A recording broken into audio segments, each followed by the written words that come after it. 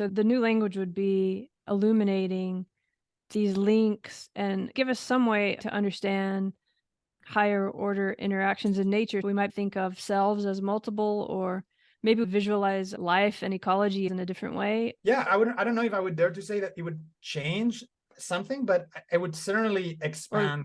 Give language to it. Give language. That's right. You give language to it, articulate it, and eventually the hope is that if you look at the pattern of the Industrial Revolution, it was so you do this theoretical work, you effectively invent a new language, new symbolic system of calculus, derivative functions, all these things, and with time you have all this output in practical life, in basically changes human existence forever. In a very humble way, we are in the sort of theoretical stage in which we are dealing with things that we don't understand well, like the cannonballs in the 17th century. And we're like, okay, can we model this? And we are beginning to develop the language with this sort of hyper blackboard, as you put it, and giving the tools for mathematicians to possibly engage with it in ways that are intuitive to them. We're trying to put ourselves into this position of hopefully ushering a future era of intellectual development and technological development eventually to understand the systems that you mentioned, like higher order relations in life, how humans relate. Okay. You have romantic connections with individuals. And if you center yourself in the middle, as you would normally do intuitively, you would have a span of pairwise connections going out to other people, right? If you are in a more traditional partnership, then you have one single connection going out romantically or sexually or whatever. But if you're in a polyamorous setting, the default is that you're going to have more than one. And so that doesn't say anything about whether the connections are pairwise or not. Typically, people would have pairwise connections, which you just happen to know a new person and you develop a pairwise connection with that person, but you don't break the connection that you had with a previous romantic partner. Right. So you effectively keep more than one romantic connection going on, but each of them is pairwise. Now, what you could have is also higher order romantic relationships. There's like triangles. There's groups of four that are engaged in a romantic, which does exist too, and not only in a sexual way.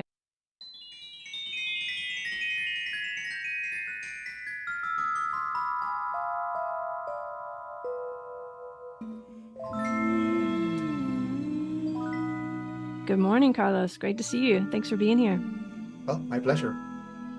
So this is about love and philosophy, and really it's about trying to get beyond binaries, beyond dichotomies, which I know is a subject close to your heart. But just for those who might not be familiar with your work yet, could you just riff a little bit on this idea of philosophy and maybe relate it to what you're doing in your career, which is a mathematical-based career at this time? Yes, of course. I'm glad that you asked the question about philosophy. I remember being quite young and thinking the word philosophy makes a lot of sense because the etymology makes a lot of sense.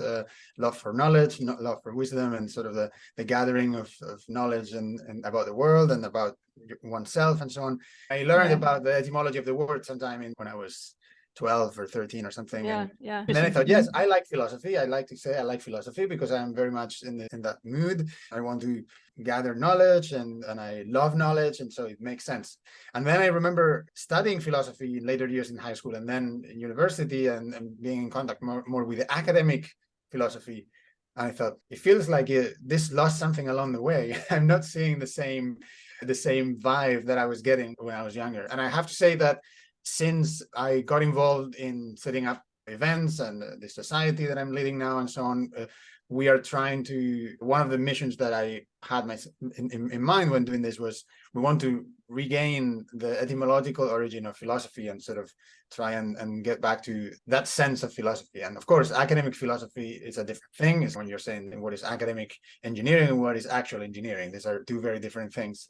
As someone who studied philosophy in school, it can be very difficult to connect those worlds, right? I also have had that experience where even the philosophy I was really turned on by in my teenage years, the reason I even studied philosophy, got degrees in philosophy, once you start studying it academically, it can turn into a whole other thing.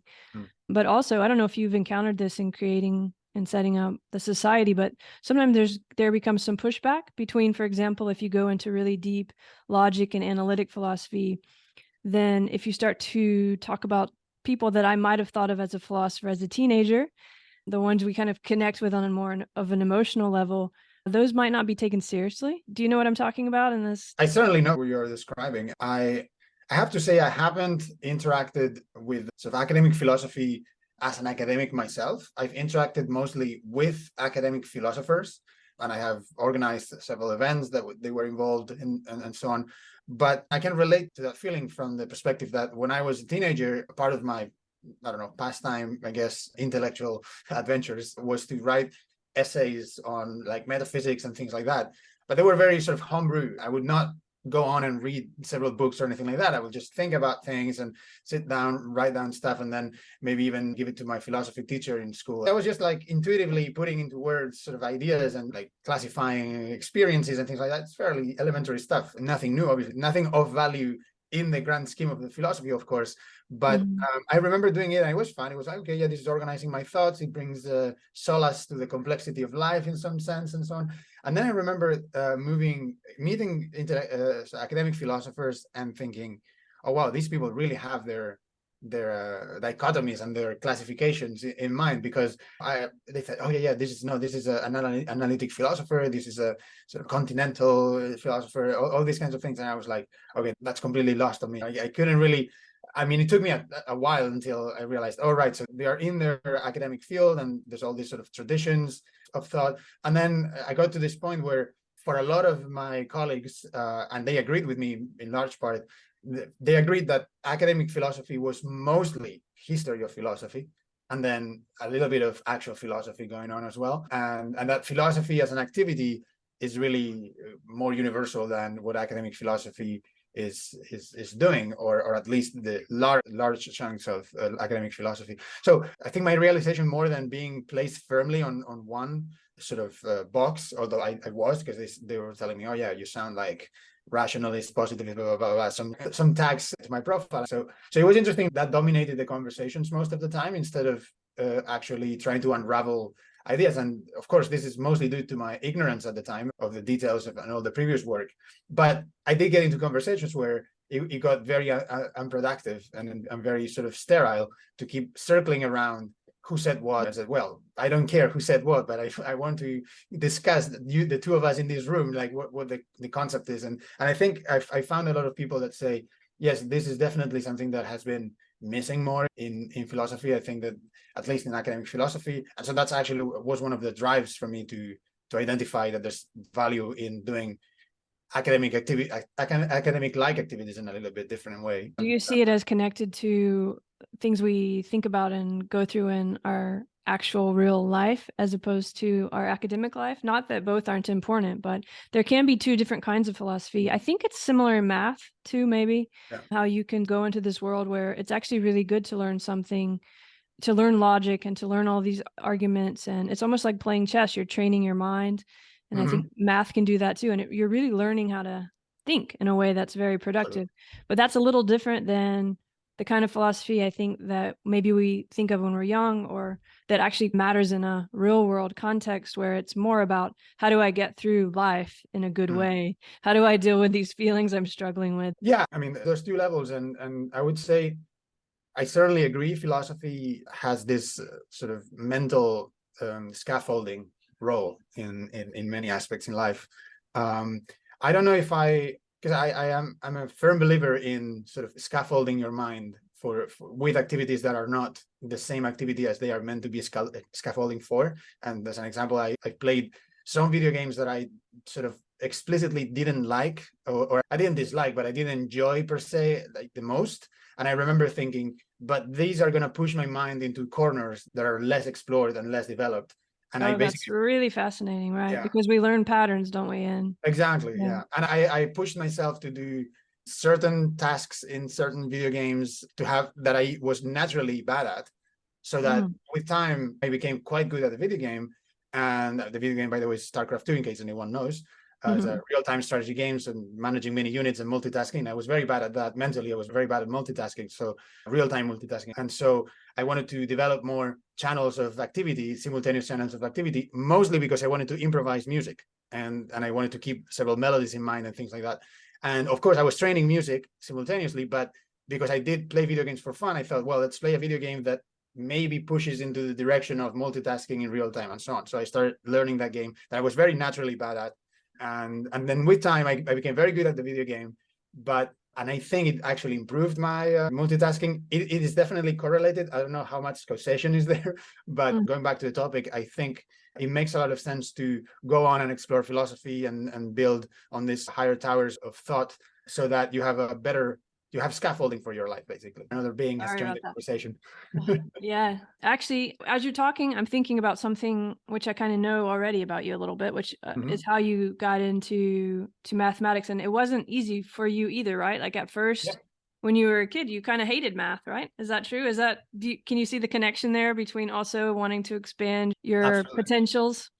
Absolutely, yes. Actually, it's a good segue, because this was very much the pattern. For context, for those listening, when I was young, I was very uninterested by school mathematics, and I have to say it was a very arithmetic focused mathematics, doing all kinds of addition and long divisions, things like that. The pedagogy of it was terrible. Long divisions and square roots were set as punishment homework, basically. If you didn't do some other homework like geography or natural sciences homework, then you would be assigned long divisions just for punishment. I mean, long division is boring. It's an algorithm. There's no creativity involved. Some people are entertained or in the meditative activity of just following an algorithm. I am personally not. So it didn't work for me. So for many years in primary high, I wasn't comfortable in most of the maths lectures, and I was basically dreading the time when, oh yeah, I have to do math homework. It's so boring. Like it was a drag. In the best of cases. In the worst of cases, I hated it. And anyway, so when I got to high school and I discovered my love for science and physics, and through conversations with my father and getting some books when he studied engineering and so on, I realized, okay, so there's this way to understand the world that unveil patterns and unveils the sort of the mechanisms that are essential. So when I see a complex explosion and many parts flying around, I can actually isolate that if I track the position of this piece, it's actually just going to follow a parabola, and it's quite simple. Or all these kinds of ways to reduce the complexity of the world and understand them in a very pointed manner, in a very sort of precise manner. I fell in love with that, and obviously there was mathematics involved. Of course, the kind of mathematics that I was discovering at the time that worked for physics were things like calculus, things like vector geometry and vector algebra and things like that. And in my ignorance, I was not aware that those topics were bundled together with the topics that I had done in primary school, like arithmetic and basic geometric shapes and things like that. And when I realized, I do remember the day when I thought, I must have been, I don't know, 13 or something, and I had been reading elementary physics books, but with equations already. For some time. And I remember thinking, okay, so having been someone who stated that they hated mathematics for many years at that point, I came to the realization that, okay, wait, maybe mathematics is a much larger field that I realized that I got exposure to in primary school. And maybe actually I love mathematics. I mean, it might be the fact that I have this fascination with what mathematics does for our understanding in the world. And it was pretty much a sort of a step function change. It was from thinking that I hated mathematics to realizing, wait, all these things that I'm loving about calculus and vector algebra and so on are mathematics, just the same as arithmetic was mathematics back in primary school. It was just that primary school forced mathematics into me, and I didn't want to do boring algorithms. But mathematics is much more than boring algorithms. And I was doing much more creative problem solving at that time in sort of mechanics and basic physics. And then, yeah, it was basically one day that went from saying that I hated mathematics, and I was a misguided opinion, to a more proper opinion of actually think I love mathematics. But going back to your question, I was naturally bad at mathematics. I was not very well trained and predisposed to symbolic computation, to logical reasoning. My logical intelligence, of course, is sufficient so that I can be proficient in these things, but I wasn't naturally drawn to those things. I was not the one solving puzzles or into riddles or into those kinds of things. I was much more visual, artistic, much more intuitive. Sounds like you were more interested in the big questions too. If you were thinking of the philosophy and which we don't often associate with math. It reminds me a little of Eugenie Chang, I think is her name. It talks about category theory a lot. Yes. And how we think mathematics is so, in a way that you're describing, the way you thought of it when you were a kid, the way we all kind of often encounter it first in school, where it seems very dry, and it has to do with that training our mind thing, I guess, like what we were talking about. But then you can think of it abstractly too, and it starts to relate to these bigger ideas. So it sounds like at some point you started to realize, oh, that's a tool that I could actually think about putting some scaffolding on these bigger, more like Precisely. emergent, difficult, bigger things. Yeah. Precisely. And just to finally answer the question, yes, I decided to, when I had that realization, I thought, okay, let's get into mathematics. Let's study mathematics. Let's train my mind in mathematics. And I remember actually just setting homework to myself to do boring stuff. So I went from absolutely hating it, dreading it, to realizing actually I should set homework to myself. And I spent summers just doing derivatives by rules, one by one. Oh, wow. That's very disciplined of you. It's very similar to playing the video games that you hate.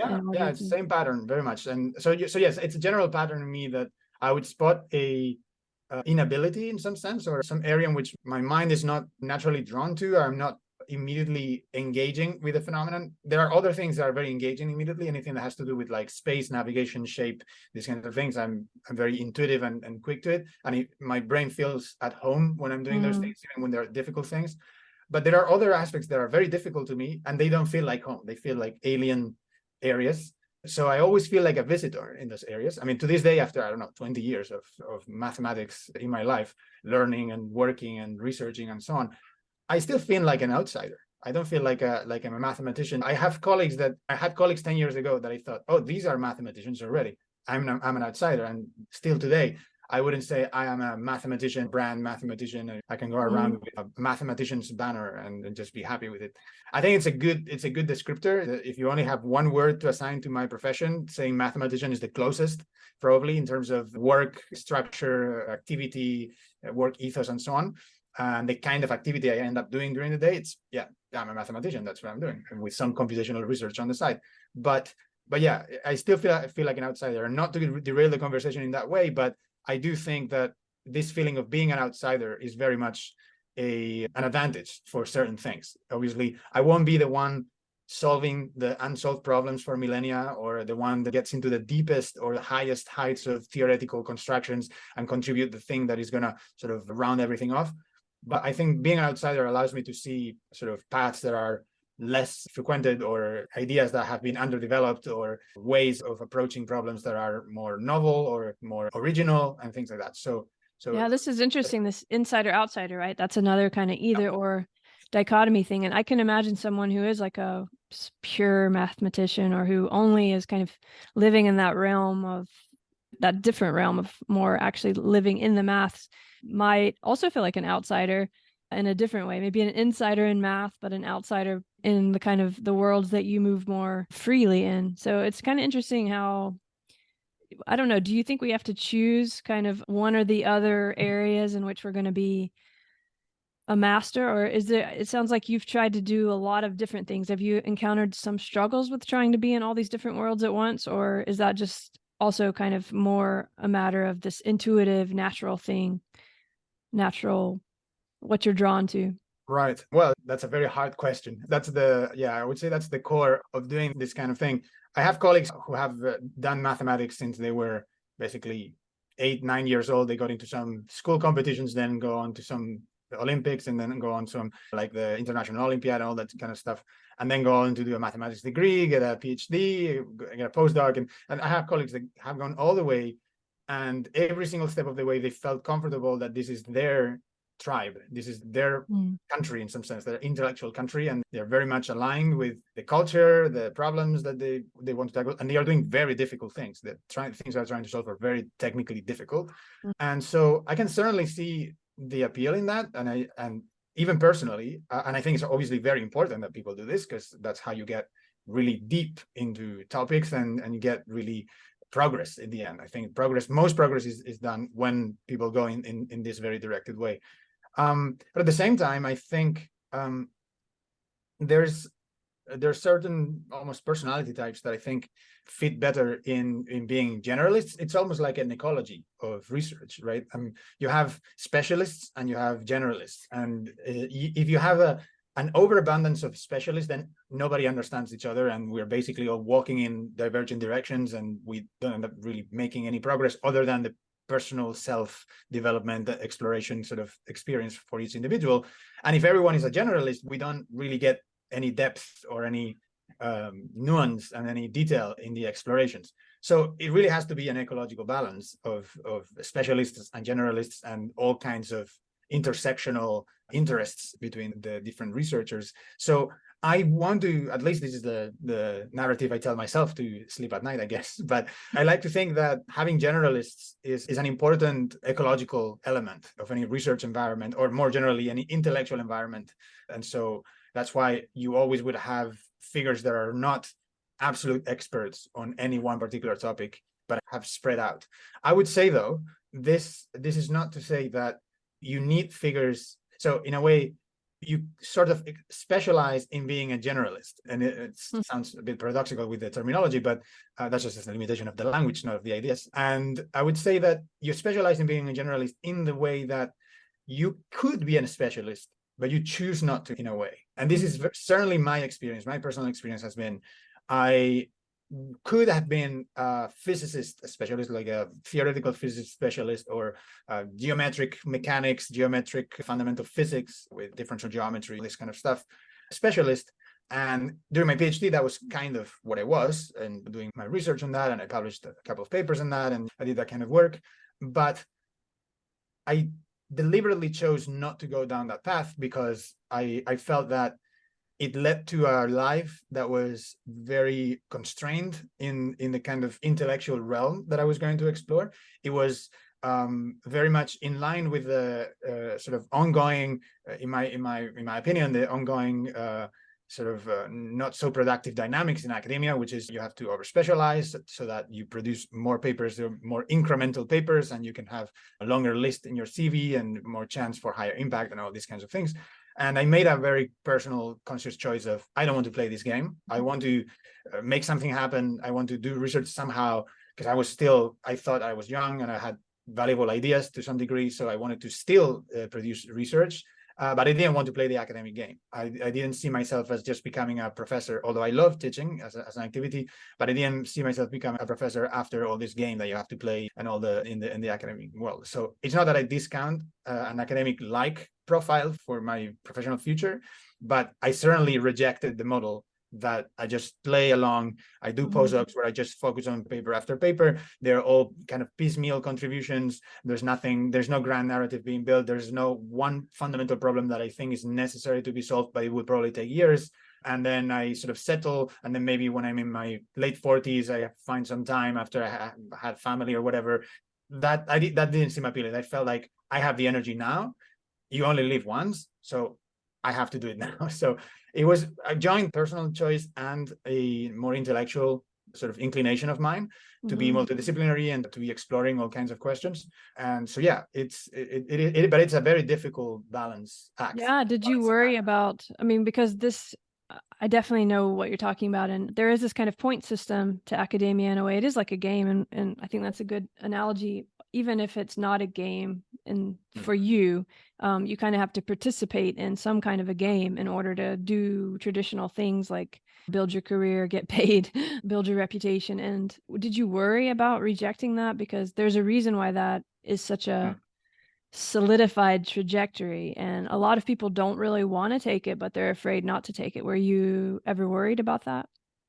I guess worry, this is a funny question because a friend of mine was just asking about that yesterday. He asked them something about what do you normally feel during the day, and they mentioned worry and anxiety as something that they felt. So, and it's funny because I don't think I worry that often. I don't think that I'm lucky that I don't get that mental state of worry. I think I'm more of I'm a very optimistic person in general. I think I have a very positive outlook on things I do. So when things go bad, because they do go bad, I was very lucky in my life. I was there are many instances where outcomes could have been a couple of ways, and it went in the most positive one for me. But there have been moments of failure, absolutely, and not getting things that I wanted, and the main plan failing and things like that.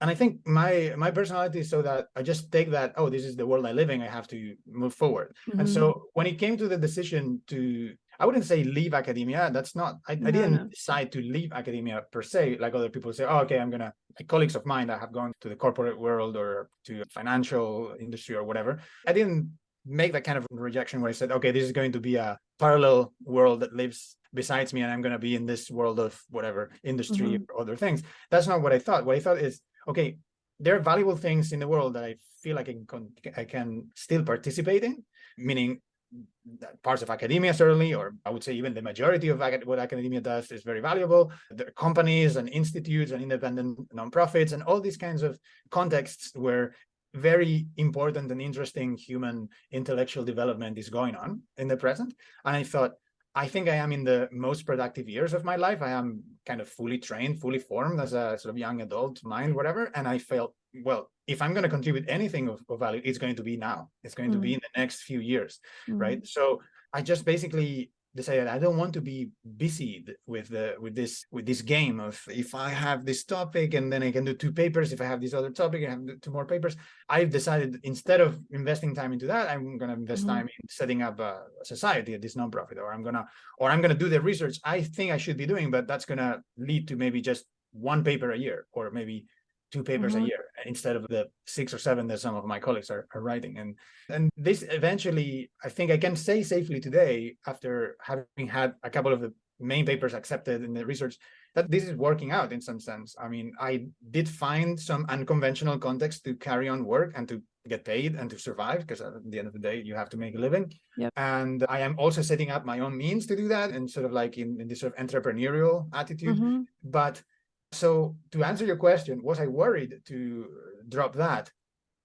I would say the worry, if I was worried at any for a few seconds, that turned very quickly into, these are all the things I'm going to proactively do to just be ready to, because the decision did feel, more than dropping something that is conventional and well established, which it is, it felt more like there's a path over there that is hard to climb, because it's certainly a hard game to play, the academic game, but it's very well trodden. I can see the trail clearly leading to a summit.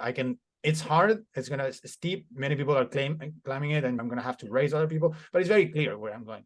The other was, there's this forest here, there's no path, but you know what I see in the distance is a much more beautiful landscape, right? It's a much broader landscape. And so my decision was, okay, I could go there, it will be fine, get a nice view from the top of that hill, but I can see this beautiful valley with higher summits and beautiful waterfalls and things like that.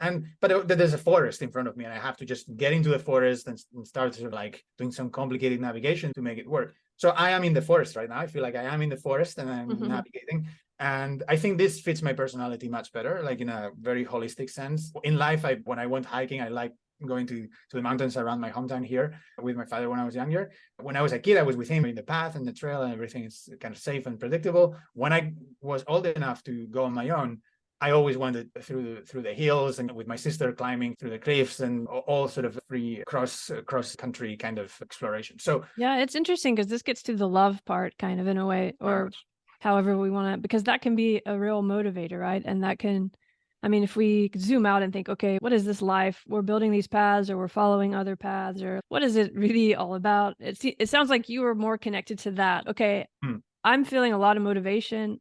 Love is a big word, but love of wisdom even. This is kind of what I feel drawn to. It's almost like you had a restlessness, a lot of energy you needed to do something with, and trying to put it into those traditional forms and paths. Of course, you could do it, but something in you, let's call it love. Yeah, I like the word. Way. Yeah, if I may, I'm very comfortable calling it love, because I think it's a very good, I mean, maybe we can get into the technicalities of definitions of, is it love for people? Can you actually love something that's not a human being, whatever? I would say, at least as an analogy, it works really well, because it's something that is very irrational in a way. It just, it's inside of me somehow. It's an inclination. I don't decide it. I sort of channel where it goes, but I don't really decide that it is there in the first place.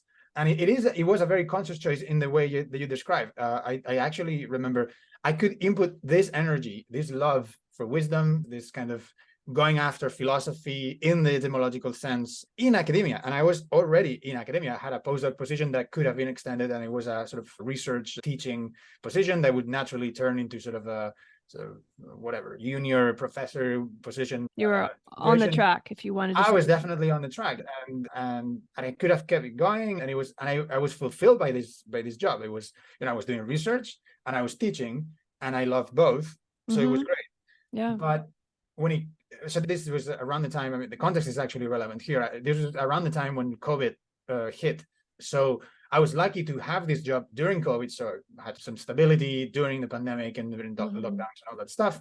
But I did think during those years, the couple of years of the intense sort of pandemic restrictions, I did think, okay, so the world is much larger than this pocket of academia that I found myself in, and that I sort of might wedged myself in.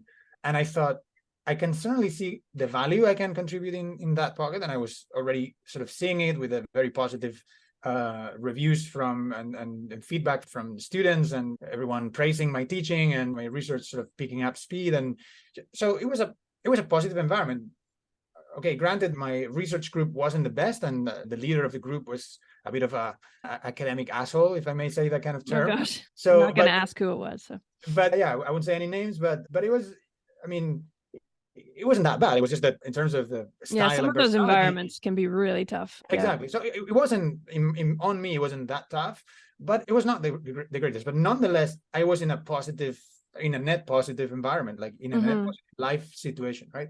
And so, but I was very restless, as you say, because I thought, okay, so I have all these ideas, all this energy to contribute, and it wasn't like I am in this sort of egotistical sense, right? I have this idea, I want this to happen, and I won't have it any other way. It was more in the sense of, I feel like I have value to contribute to things that I find otherwise communally valuable, so that everyone can benefit. And I felt that by being a professor or in a professorial position in a university, I could do very little. I could just influence a few students, motivate students, and that was rewarding and fine.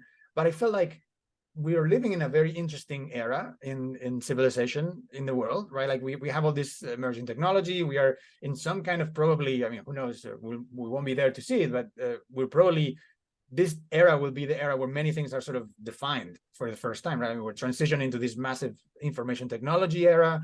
Definitely a big transition happening.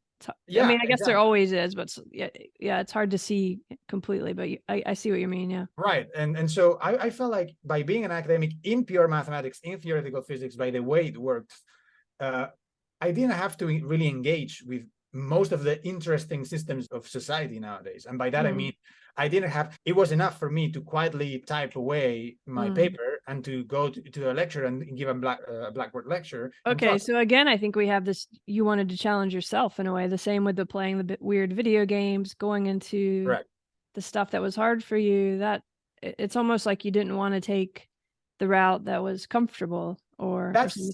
But I have to say, a lot of people I've talked to, they're just to kind of make a little side note about teaching. Actually, teachers do change lives for sure. You know this, right? Like just one or two little comments from a teacher can put a lot of people I've talked to who are very successful right now, they all attribute it back to one professor or one teacher. So I just need to put that out there. That is actually, you said you might not change the world. I think it's more specific for you, like your trajectory, but some people's trajectory, being that teacher, you are definitely changing lives. But that gets me to your restlessness and you're not wanting to be comfortable, right? So you'd kind of found this comfortable world, and it's almost like immediately you started looking for, where's your challenge?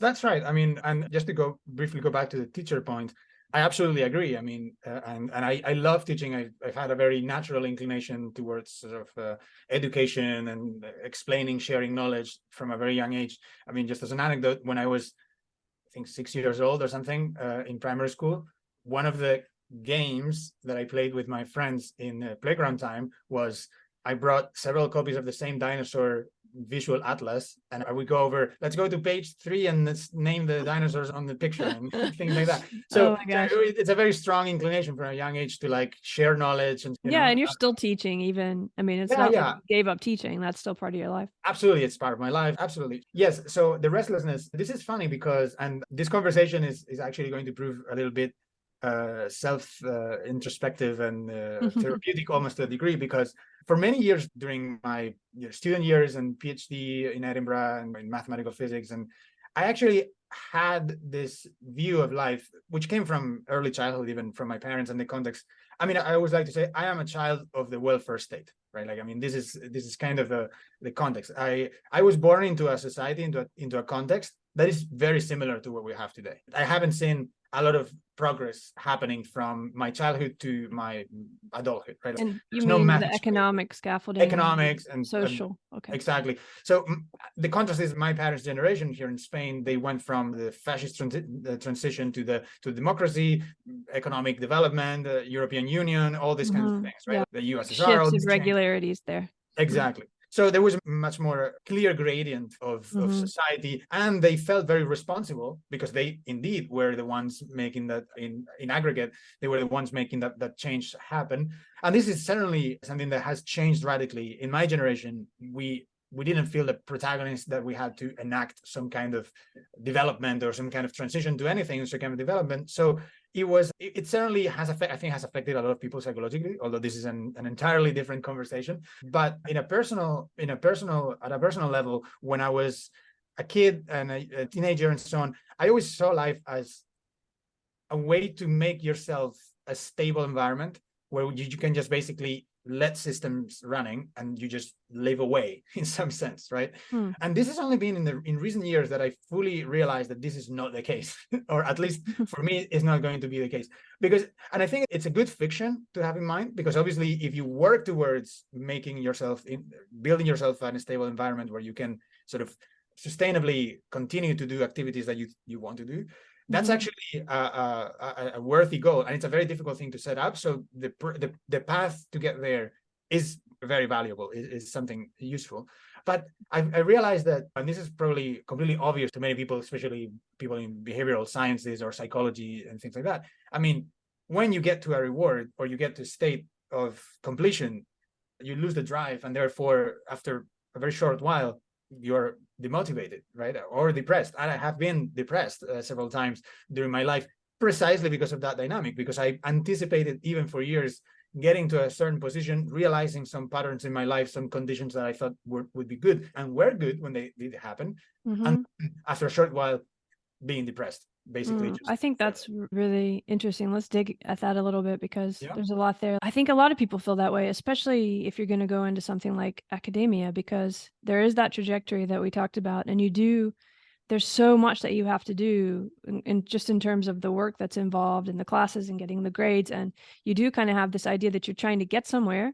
And sometimes you just wake up and you're there, and it's not at all for the first time, what was all that work and what is this? That there's a weird jolt, I think, that people experience. And it can be depression, or it can be, I don't know, then you start some other thing. Maybe you start your family, or there's a lot of ways we try to deal with that we don't really talk about it though.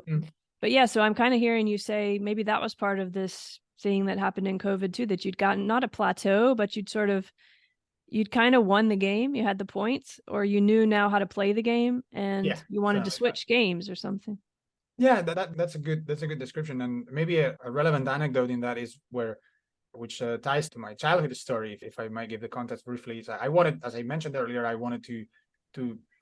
if you'd asked my 12-year-old self, I would have said I want to be a theoretical physicist by that age. Obviously, I didn't know properly what a theoretical physicist was at the time, but I was probably not that far off, because I ended up becoming a theoretical physicist PhD after a while, right? So I did want to go there. I did know that I was interested in everything. I wanted this, going back to this philosophy, love for knowledge. It really meant love for understanding. I mean, that's the word I like to use, is understanding. Because knowledge, I think, to me, sounds like a very grand word. And I personally like to use understanding, because that's certainly, I mean, that's a subjective experience I feel. And so it is very traceable. It's very operable, right? So anyway, I definitely experienced understanding in some crucial moments in my life when I was in my formative years. And I want to be a mathematical physicist. I want to understand the world in a formal way, and this sort of fundamental approach, and the kind of influences, although maybe not so direct influences, but the kind of context that I was experiencing at the time was reading sort of pop science books by Stephen Hawking. I was just about to ask, Sagan. did you have like a mentor in mind when you, because I know you're Mm, you were doing yeah. experiments when you were a kid already. So I this guess was Stephen all, Hawking kind of is that, I that could, mentor. you could point to, yes. So you could, so I would say the biggest influence, the biggest sort of human singular individual influence was my father, because I remember the day I was with him in the car. I was driving, and I was in the sort of co-pilot seat, and I was just asking a lot of questions. I was not like young kid, lots of questions. I was already like 11 years old or something. And I was asking all kinds of questions about if clouds are made of water, where does it go? How does it flow? How tight can a seal be to hold water? This kind of, my father's a hydraulics engineer, so there's a lot of Okay. questions Yeah. about water and things like, anyway, but a Hmm. lot of questions in general about the world around me. And at that time, I thought I wanted to be a paleontologist and study dinosaurs, sort of, because my parents had built the narrative in my head that if you love dinosaurs, which I did, Hmm. and I do, then you can pursue this as a career if you're serious enough about it, right? So you were in the Jurassic Park dream Absolutely, escape. absolutely. I mean, Jurassic Park was my favorite movie for Oh, many years what a, now. yeah, transformative movie. But anyway, So yeah. yeah, yeah. So my father then, so after asking so many questions, I was left a little bit like pensive, thinking, so if I love dinosaurs and I then I pursue paleontology, if I love all these kinds of questions, random to me seemingly random questions I was asking, what do I pursue? And my father was, maybe you should pursue physics. And that's the first time I heard the word physics as a, as Okay. a word in Spanish. And my father said, and I was like, okay, what's that? And so I got curious. I got a little book, visual atlas with some equations. Had no idea about equations at that time, obviously, but it became very intriguing. And then I started like sort of forcing equations into my mind just by reading the context, and my father explaining that's a variable, you can assume any numerical value, blah, blah, blah. And then very quickly absorbed, in a few months, absorbed the idea that, oh, right, so there is deep knowledge here, there's deep patterns being revealed here. And because I could relate it to daily life, I could see the things moving around me, and I could look at Newton's equations, and I could see the connection in a very clear sense. So my father was a very big pointed influence. But I would say that after that I have point, to stop you there because this is interesting with the yes, love too, right? And that, and the understanding that it's yeah, your father who, it sounds like, kind of was showing you how to look at the world as a magical place, right? And there's all these questions and things to observe. A lot of kids that don't, we stop observing the world when we're really little, we do, but then you kind of learn, oh, that's, everyone tells you that's what that is, and that's what that is, and yeah, it's not this questioning and a constant observation and what could that be. And it sounds like your dad was yeah. sort of instilling that. And also your quest for understanding, was it tied to your love of your father and wanting to engage with him? Or So okay, so that's actually a relevant question. So there's the philosophy side of the question and the love side of the question, which is very appropriate for this podcast, obviously. So I would say what my father did was, and he was, in my opinion, the best way he could have been about this, was to show and to offer, but he never mentored me. This is an important thing. He okay. never mentored me. He never went with me and sat me down. Okay, let you do this. I asked him a lot of questions. I asked him for help, but it always felt like cheating to ask him for help, because obviously he had trained in engineering. I had an idea of what that meant. I had an idea that he spent years in university studying Yeah. these books that I could see at home, that are actually just behind me now. So all that I could see, and asking him to help me and train me felt like cheating. And this was a feeling that I just felt personally. Oh. But my father was amazing at offering me. He was like, so here's a book about mechanics. If you want to learn about this and that, there's the concept. He never forced me to do anything. He never like strongly suggested one thing or the other. It was more me. I have to say, since I'm the kind of mentality that when I switch into a direction, I might need an influence for that, and I always attribute context and other people's influence to all the kind of change in direction and so on. But once I'm set in a direction, I'm very much sort of all steam ahead, Yeah. and I Full just force. run right with it. So in that sense, that was the sort of the role of my father there. Now, when it comes to expressing my love for my father through this, I would say that what I had for my father was mostly sort of admiration at that point. And as I said, like seeing someone, I mean, my father, my mother, both were extremely loving. And I think I always like to say that love has not played that big of a role, love for humans, I mean, has not played that big of a role in life, in my adulthood, because I was given so much love as a kid from my parents. I have Just the the default reservoirs state full. or something that Yeah, yeah. it's like my reservoirs are all the way up from love from Mhm. childhood, and I can deplete a little, doesn't make a difference. It's so much left. Wow. So they were a loving, we were a loving family. I had 2 younger sisters. It was a very loving environment. Everything is great, still is to this day. It's a wonderful family. But yes, this context was certainly the main interaction I had with my father. It's just me sitting with him, usually in the car or in some context, and just asking questions, lots of questions, asking questions. And pointedly, he would explain something to me because I basically asked him. You asked so much. Did that just come from you, or was he inquisitive? I guess, of course, it was just me. It was, I mean. So that was just you wanted to understand the Yep. world. You don't know where that came from. Maybe. No. Yeah. I think it was absolutely, I mean, I cannot find an influence for that. I mean, I think I'm just very predisposed to this because your senses are sort of turned on the world in a way. Yeah, I mean, this is fractalizing as we expected. The conversations are sort of fractalizing in interesting ways, but I do think that my personality has this outwards orientation. So I was talking to a friend of mine who actually was in the summer school where we met each other years ago, who was talking about, okay, so how do you work psychologically? How do you feel like you contribute to your community and the friends around you, family around you? And I discussing different, a spectrum of autism, a spectrum of how you deal with relationships and drama and so on. I said, well, it's interesting that I don't have a very directed social drive, meaning I'm not the kind of person to seek sort of just social environments for the sake of social engagement. However, I have a very strong intuition to organize social. I mean, I've been organized that's what you do. society and so on. So, and for a long time, I was a little bit confused about this sort of the nature of me not being very socially directed in a way, but being quite driven to set up social gatherings and set up sort of an organized sort of situations where social interaction happens. And I think that seems like a dichotomy, but yeah, well, I think it's not so much a dichotomy, or maybe it is actually traditional dichotomy. I don't think it is, but it can seem like it, right? Like you're trying exactly. It seems two parts don't fit together, like they're opposites or something within. Yes. So I think it's a fitting example of a theme that I think you mentioned you'd like to highlight with this podcast, which is having that formulation in mind. Okay, so it is true, it's not just a formulation, it's not just language. It is true that I am not very socially driven. It's true that I love meeting my friends and close family and everything, but I don't seek social company just for the sake of social company. Yeah, I really identify with that. Believe me, I know what you mean. Yes.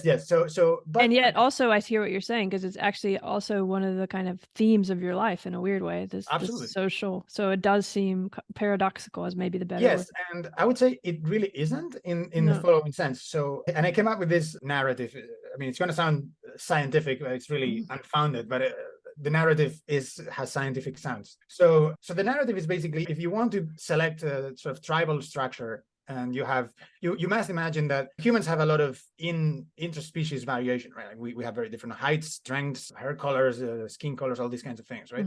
So within certain parameters, of course. Certain parameters, yeah, of course, within some bounds. I mean, just being human, you already have a lot in common. But I know, of course, there's a lot of variation.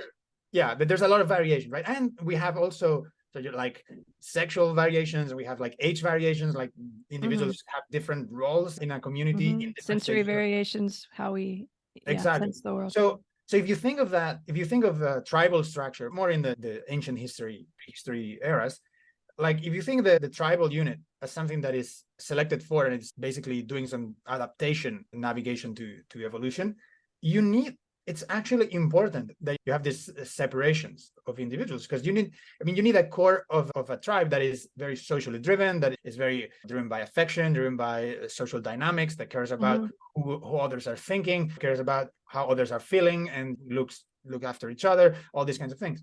You need also people that look outwards of the tribe, and they're essentially sort of like looking out, and they are not really thinking about what's inside the tribe, other than the tribe as a whole concept, right? Like they have the concept of the tribe as something that needs to function. But these are the planners, these are the hunter-gatherers that actually go out and hunt and gather and so on. It's this kind of, it's a very reductive story. It's not, as I said, it sounds like scientific, but it really... No, I think it's wonderful. And weirdly, it reminds me of category theory in the way you're kind of looking at patterns of patterns rather than like being just in the pattern somehow. Sure, yeah, exactly. And I think what happens to me is that if you give me a network of humans and you give me a network of people, I would be drawn to engage with that. If you give me a system of human beings doing things and interacting with each other and organizing to do some things in the world, I am engaged with that. I have a natural drive to work towards that. But if you give me a single individual with whom I am not in the process of building towards those things, or I'm not, I don't know, engaged in some other kind of dynamic, like romantic or very close friendship or something, I'm going to be very uninterested. My sort of interest drops down, and I feel like, okay, this is fine, but I could be doing better things with my time in this context. So the pairwise interaction is not your... You could put it that way, yes. The one link interaction is certainly less. I mean, and this is just judging from my history. It's not even my preference today, or the active decision that I'm making today, but just looking at the pattern of my life, you can see how all my friendships have been built around activities, and not just they happen to be around activities, but they have built around the activities themselves. And I have had a drive to organize communities and organize sort of complex activities that involve coordination and things like that. And I'm always very comfortable with the complexities of all the details and things like that. Yeah. But I'm not so keen on just being friends with everyone and getting to know how everyone feels at a given point and so on. I need the important information about that. Are your feelings impeding you to be this or that, and make sure that you're feeling okay so that everything can process, everyone can feel okay. That's important to me. But beyond that, everything is kind of like unnecessary complexity that is not that I find worse or uninteresting in a more philosophical sense, but in practice, it just drops down in interest and it goes to a background. This is really fascinating. I mean, we have to go back to the Stephen Hawking fractal at some point. Oh, yes. Let's stay on this fractal for a minute, because yes. That's interesting. It makes me think of this Gregory Bateson quote, which I like a lot, which is, "It takes two to know one." I wonder what you think about that, because it sounds the one there could be the group, but also it's like you can't just with two people kind of know, because you're more turned towards the space that's holding those two. That's what you're wanting to be interested in. So there's something very interesting in the way you described it, and I can see it kind of in the just knowing you not very long, but this pattern of what's motivating you is always some kind of larger category or something that you need a lot of input. So I don't know. What do you think? That it takes two to know one? What is that? Oh, I completely agree with that statement in general. I mean, you can interpret it several ways. It takes to know one, I can think of as the notion. So you always have three, sort of. Sorry, but yeah, go ahead. Yeah. No, I mean, as the notion of self, that it wouldn't, I don't think if it makes a lot of sense to not to get completely lost in the metaphysics and the epistemology conversation here, but you know, the notion of self, I think I've always understood as a mirror phenomenon in a community. So until there's a second one, like there's two, you can really know that there's one and inside of you, of the two, right? That's really interesting. And even bigger than that, maybe, is that you're only going to see one particular reflection. So really you need two to get even a slightly accurate vision of yourself. For sure. You need two other, Yeah, you will see your reflection, even if it's an actual virtual two. It will be a two, right? Like it will be there's a one and the reflection. It's like, okay. So, exactly. But anyway, so maybe fractalizing all the way back, because I think we got into why I ended up liking. Yeah, and discomfort and mentors, and how do we link all those back? Because I can reconstruct back. So basically we were from my father's influence, and then what he did and how I eventually moved on forward and so on. So going back to that story, after my father basically opened the door and said, here's this path, you could follow this, there's such thing called physics and so on. I basically just ran with it. I asked for a lot of things. Obviously, I got everything from my parents until I went to university and so on. So I got books, I got a blackboard in my room, I got and I got that's that comfortable, blessed kind of zone you were describing. Absolutely, yeah. So one of the books that perhaps was most popular at the time that was coming out are these sort of second wave of Stephen Hawking books about universe in a nutshell and the black hole and all that. Oh, okay. Yeah, the ones that, because the brief history of time, that's in the, I think, 80s. A long time ago, yeah. I mean, that was popular, of course, still. But there was this wave of pop sci physics books about string theory and quantum physics. Brian Greene and all that. Yeah, The Elegant Universe, all these kind of books were coming out. So I didn't read, actually, probably didn't finish any of those books from beginning to end, because those are not really books to read from beginning to end in some sense.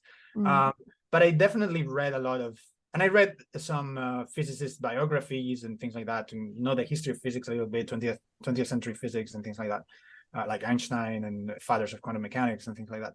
So, but Stephen Hawking was obviously very striking, a very prominent figure because of his condition and because of his contributions. The ideas are also quite interesting and so on. Mm-hmm. And so I read his books and I knew of him and I saw him in documentaries. I mean, also documentaries were a big thing at the time, Yeah. Discovery Channel or whatever. Mm-hmm.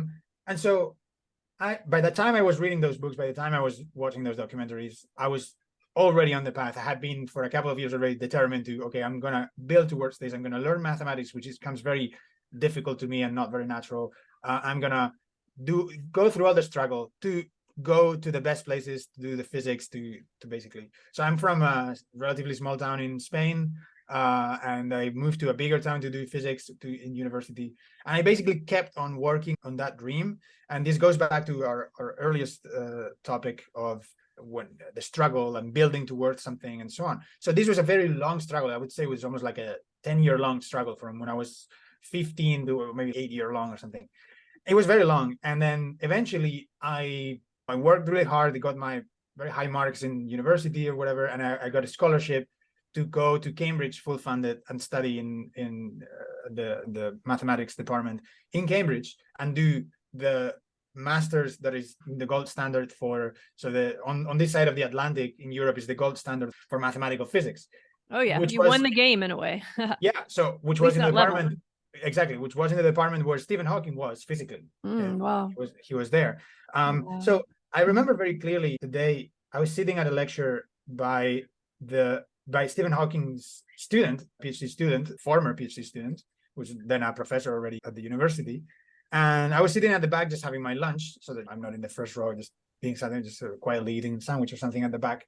And then at the beginning of the talk, door opens and in comes Stephen with his chair and everything and just sits next to me, just listening to the lecture. So he sat beside you? Yeah, he sat beside me because I was in the last row kind of on my own and he couldn't go down the stairs for the chair. And I remember thinking, I had seen a couple of times sort of just moving around the department and it was always, oh, he's there. He's just here. It's not a celebrity moment. To think of these trajectories connecting, that's a powerful moment, right? Yeah, absolutely. And then at that moment, I was sitting there and thinking, so I am listening to the same lecture he's listening to. And I was, okay, so I'm not listening to a lecture by him, or we are both listening to same lecture on black holes or whatever it was. And so in that moment, I realized, okay, so this is the place. This is the place that I was imagining when I was a kid. How would it be like? Would it be like? And to go to Cambridge in that mentality, coming from someone who literally said hated mathematics to where Newton was and where all this very deep history of mathematics in Europe was, to me, it was very striking.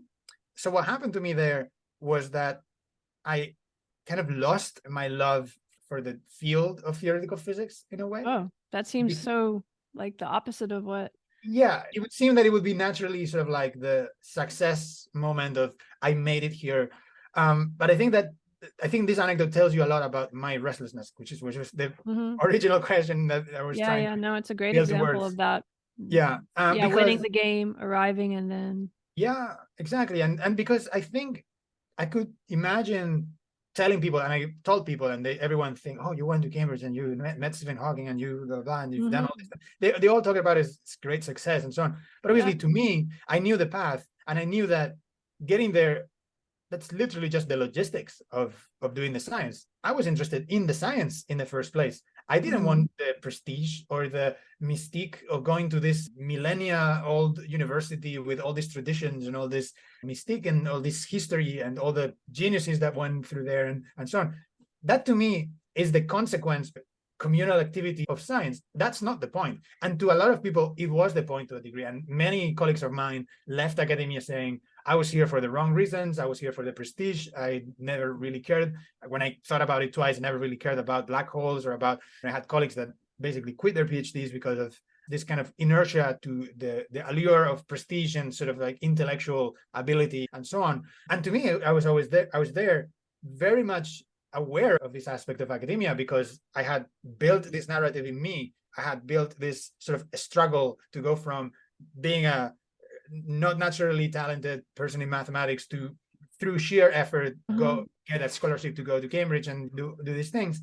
which I managed to do. But when I was there, I realized, okay, so now we're here to do the work. We're not to, we have to do the thing that I wanted to do in the beginning, which before I even knew about Newton and Cambridge and all these kind of historical components and social, all the prestige, all the reputation of the different universities and so on. Before I got into any of that, I had for a few years already been enthralled by physics and the concepts, the forces and the derivatives, functions, and all those things. So to me, the juice of it, the actual substance of science and philosophy in a broader sense, was the driving force. So when I got to a place and I saw that there was so much noise around it, and the science itself was dubious at times, because I was disagreeing with the way many students were approaching physics, because they were essentially taking it kind of dogmatically and then make it sense of it later. I mean, I didn't really agree with this sort of approach. So that's why I kind of fell out of love with the field, with the social manifestation of theoretical physics, at least in that context and at least for that time, because I thought that the substance of it, the core of it that originally motivated me when I was essentially a kid, was not so much the driving force where I was. And so I thought, oh, we have to stop here for a second, because this is really rich, and this is, I think, an experience that people have in many different contexts where sure, you're so passionate and excited and motivated to, it can either be about the people, as it sounds like it was, or to be a part of some social group, because that is a motivation, right? I mean, we're all human, and like, we have mentors and or people that we look up to, and sometimes without even thinking, we just want to be in their presence or be like them. But yeah, then, of course, once you do a lot of introspection, like it sounds like you did, it becomes more about solving these problems, and there's this earnestness about it, and this like, and this belief that you can do it, and that those people actually have some kind of answer. And I'm speaking more from my own, when you get into those environments and you realize, oh, maybe these people don't have the answer, or right, even it sounds like you saw a little bit, not with Hawking, but maybe with others around, where you start to go, oh, they're kind of acting or pretending, or there's something going on here that feels not like this earnest, earthy thing that I thought this was. It can be so disappointing. Oh yeah, definitely. And I think in my case, the dynamic that you describe of wanting to be in a group and maybe being surrounded by certain kind of people and so on, the story that I drew in my childhood is to illustrate that it is more, for me, the meeting up your heroes and your role models and things like that, that came second in a way, because I was initially very driven by the substance of it. I was absolutely excited to, I don't know, That's how you understand. discovered all those people in the first place. It's not like Exactly. you I found the mean, people. exactly. I mean, I discovered them as a, in a way, it's almost like how I make friends. And I said earlier, I make friends via an activity. Like I was absolutely obsessed already how you compute the time that a perturbation in a hanging rope that travels to the ground in a long hanging rope. Because I saw it outside my grandmother's apartment one day. It's like I was wiggling it and I was seeing the perturbation sort of go down. And I thought, I know that the perturbation speed on the rope depends on the tension, but of course, because the rope is hanging at different heights, the tension is different, because at the very bottom there's nothing, and the very top there's all the weight of the rope. And so I thought, so how does that affect the speed? And I could measure that the perturbation takes like 3 seconds to get to the ground from a fifth floor or something. So I wanted to like compute, and I realized that there was something very interesting to do. That I was absolutely enthralled by these things. Like intuitively, there was no social drive. It was not socially cool. It was no, I didn't care if Stephen Hawking was regarded as a genius. I thought I was very dumb. I still do. And I never had any pretensions to climb any social ladder or anything like that with this. It was very intrinsic interest that I'm directly engaged with the thing. I'm glad you And gave it that came example, because it shows that you really were caught up in that, because it can sound almost like you hear all these stories of genius people and they were trying to solve these things when they were kids, right? But there really is something about when you're a kid, you're engrossed in what you're engrossed in, right? And that's what you were just naturally, that was the thing. Exactly. And I didn't lose that. I didn't, throughout my life, I haven't lost that sort of a feeling of being absolutely engaged and in love with. That's why I said that in love analogy is strong, because I haven't lost that, I don't think. And in a way, that's what made the situation in Cambridge, for example, as a paradigmatic example in my life, so how to say, so conflicting, and so sort of like mixed feelings about it and so on, because I was there, I made it by all metrics, by all the standards that I could relate to my friends or to my family. It was a great success. My family came, they saw the graduation ceremonies, all these like millennial old traditions in Latin and all this kind of like paraphernalia. Oh yeah, it's the top. And and And I was there, and I was very happy. I felt happy because I felt like I accomplished something difficult. But when I went down to my intellectual back room, just back to my childhood, to my actual intellectual interest, I saw them more far and far away. I was like, okay, this is not working, and this is not. So I moved on to That's a do a hard PhD. thing. That's a lonely place. That weird, Yeah. that feeling. Yeah, and then I think the general sort of direction of the path was, I want to become more like my child self. I want to be that scientist with my more advanced training now, my more advanced mind in a way, but I want to go back to that. So I did a PhD in pure mathematics as almost as a rebellion towards physics, in a sense that I said, okay, I don't want to think about this particular tradition of theoretical physics. I want to do something in pure mathematics. So I did differential geometry, which arguably is very adjacent to theoretical physics, but it was really in the pure mathematics sense. And then after many years, during the PhD, I eventually sort of reconciled myself and said, okay, now we are far away enough from all the context that I can basically remake myself as an intellectual. And this is when I became myself today, where I decided to be more explicitly multidisciplinary, although still focused on the questions that I think are valuable, and no longer seeing disciplinary divisions. I mean, I didn't make the point of not seeing disciplinary divisions, and mostly just dropped the baggage that I had carried during the last 10 years or so, and went That's back to very my childhood. confusing in a way to me, because you were in this environment that you thought you wanted to be in, and then you sort of got a little disillusioned with it. How did you end up in opening back up again? Yeah, so I would say it was more of a practical choice, because by the time I was doing my master's, I was determined to do a PhD. I had the academic career in my mind was sort of default by age, I don't know, 14, 15, that I wanted to, I don't know if academic career, but I wanted to get a PhD or the highest possible training in the topics that I was interested about, and that was pure mathematics and theoretical physics. Okay. So that was clear. So I just found a PhD, and it happened to be in a more it was in the mathematical physics group, but it was on the differential geometry side of things. So my PhD is just basically differential geometry. There's a little bit connection to mathematical physics, but there's certainly no connection to the kind of theoretical physics tradition that was going on in Cambridge, and the one that I mostly looked up to as a kid and so on. So what happened during that, I mean, my PhD was very exploratory, I would say. I mean, those were the years where I learned music. I never learned music as a kid, so I learned to play keyboard, and those were the years that I was expanded into other territories. Those is connected, the math and the music? Not really. Okay. Absolutely disconnected in my case. So this was just a passion of mine that was for many years coming, and eventually had to happen one way or another. And I thought in a PhD, things seem a bit more relaxed, because I was never forcing myself to do the publishing and all that stuff. So I had time, so I decided to go on that tangent. But what I was trying to say is the main change happened when I basically realized, okay, I have navigated academia for however many years at that point, like 8-9 years, from the first year of undergrad, master's, PhD, and so on. And I realized, okay, enough is enough. I need to go back to my original questions. And my original questions I didn't even know the word physics when I started asking those questions, right? Like what were your original questions, if you had to? So I say questions in plural because they were really almost uncountably many questions in some sense. Yeah. Meaning I had questions about the mechanisms of the things I saw around me, and this connects to the sense of philosophy in the most etymological sense. When in school you are taught about ancient Greek philosophy, you get this picture of the philosophers just walking around and talking about what they see in this very sophisticated way.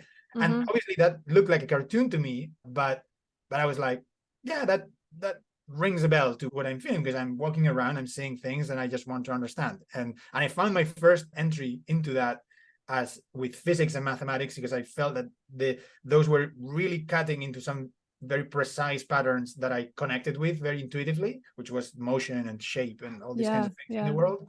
But there were many other things that I saw that were not directly addressed by the kind of physics and mathematics that I studied, namely biology, process of societies and civilizations, economy, all these more complex systems like realm Okay. So you kind of turned your focus back out to like what we were saying before about understanding, trying to understand the world. And at that point, was it more about how these things link together in some way? And also, did that reflect the mathematics that you were interested in at that time?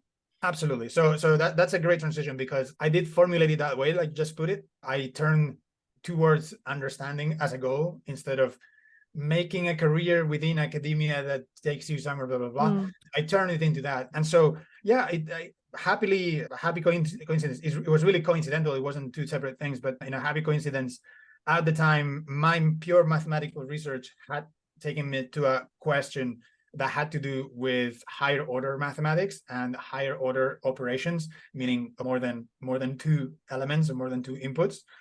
It was a natural question then to ask, okay, so how prevalent are these higher order interactions in nature? And just to for the benefit of the audience that are just hearing some abstract words, what I mean by this is usually most models in science, and certainly in social sciences and economics and things like that, assume pairwise interactions. They assume that the two people come together and they do a transaction, or in ecology you have a sort of a predator-prey sort of dynamic and things like that. So they're usually very pairwise descriptions of reality. And by pairwise, can we think of that as binary too, or is it really, is there? Right. So maybe it's worth being precise with terms. So pairwise just refers to the fact that there's a two.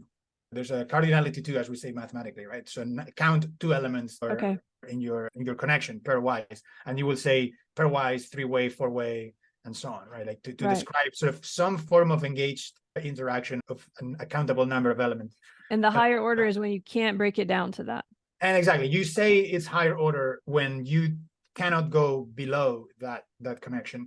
And I'll try to give an example to illustrate this that is much more social and I think easy to understand, because unfortunately the most illustrative example of this is the Borromean link, which is this configuration of I think it might be too much to try to. But it's no use to put into words. You just have to see it for yourself. So a good example of this higher order interaction is a group of friends that all met for the first time together, right? So imagine that you're on a trip and you take a lift somewhere, and then you meet two people in a lift or elevator in your hotel. So the interaction is the three of you, you're all having a conversation, taking turns, whatever, but you're all seeing the three of you. So imagine what the difference between that and between some childhood friend that you met in school and you had your personal history together. So the interaction that happens with the three people in the elevator never happened in pairs, because it was just the coincidence of all of you being in the elevator and then spending 10 minutes afterwards having a chat, and then you go your ways. That social bond there is fundamentally ternary, because the three of you were always present. People were always influenced. Every single individual in the interaction was influenced by two other individuals at all times. However, if you have a childhood friend that you spend a lot of time together alone, you were mostly influenced just by each other, right? So it's a social dynamic that was very pairwise in the case of a childhood friend, and some acquaintance that you made in an elevator is something that is very three-way, because it's clearly influenced by the presence of all the people there. So you would say that's a higher order interaction, in the sense that you cannot make acquaintance with several group of people with a single person, because by definition that's not the case. And most importantly, when you do make the acquaintance of a group of people in an elevator, you cannot break it down to a combination of pairwise connections, because those literally never happened anyway, right? And the relationship has been shaped by the presence of the third person at all times, right? In the example. So and all those three entities would be different if you separated them than they are in that group. So exactly. So exactly. So the three individuals are different on their own, because they are basically non-social entities, because they are isolated. If you take the pairs, then arguably there will be similarities, but because they are the same people. But the fact that there's a person missing probably change the dynamic. I think just on a practical level, we all can understand that. Just if you have different social groups and you're kind of a different person, and if the groups are really different and you try bringing those social groups together, it's often very strange, because you're feeling like like maybe it's your math friends and your childhood friends or something. So I think we all understand that we're different in groups. So if you start with that, then you can never reduce it. Exactly. So social groups and social gatherings and social dynamics are actually a very natural source of examples for higher order structures.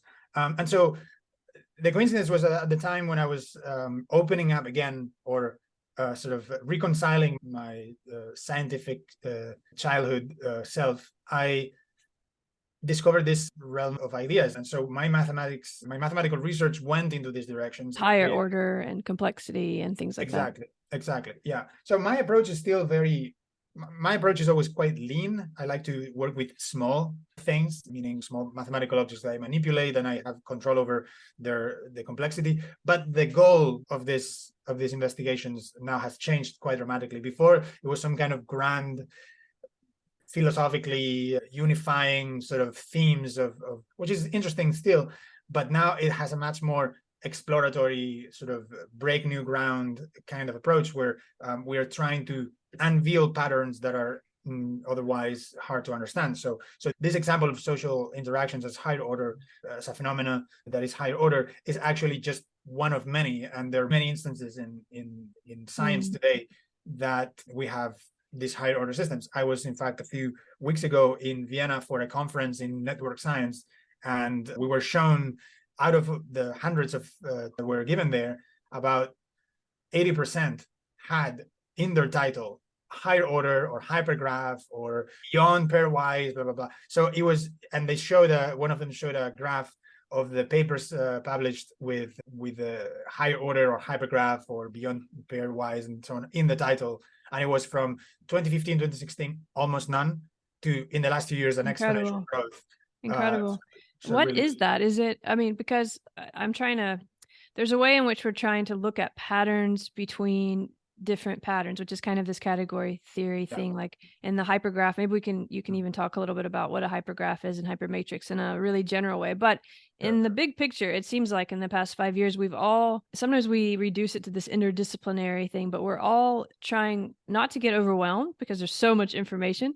And at the same time, to try to, maybe as a means of not getting overwhelmed, find these patterns that connect all these diverse disciplines, or mathematics, right? Even mathematics, but at the same time, there's something about something has changed in terms of that we're the linear model or the binary model, or we've started to understand that doesn't hold at all. I think, are you also finding this in mathematics?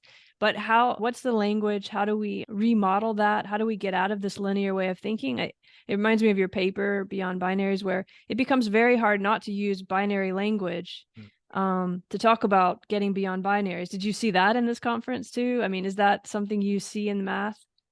Absolutely. This is the heat of the moment in some sense. The zeitgeist that is going on in this subfield is very much along these lines. So it's a very fascinating topic, and this is what I got interested on in the first place. This was my focus of interest when I first started, and the fact that the language that you have to use to describe it is very limiting.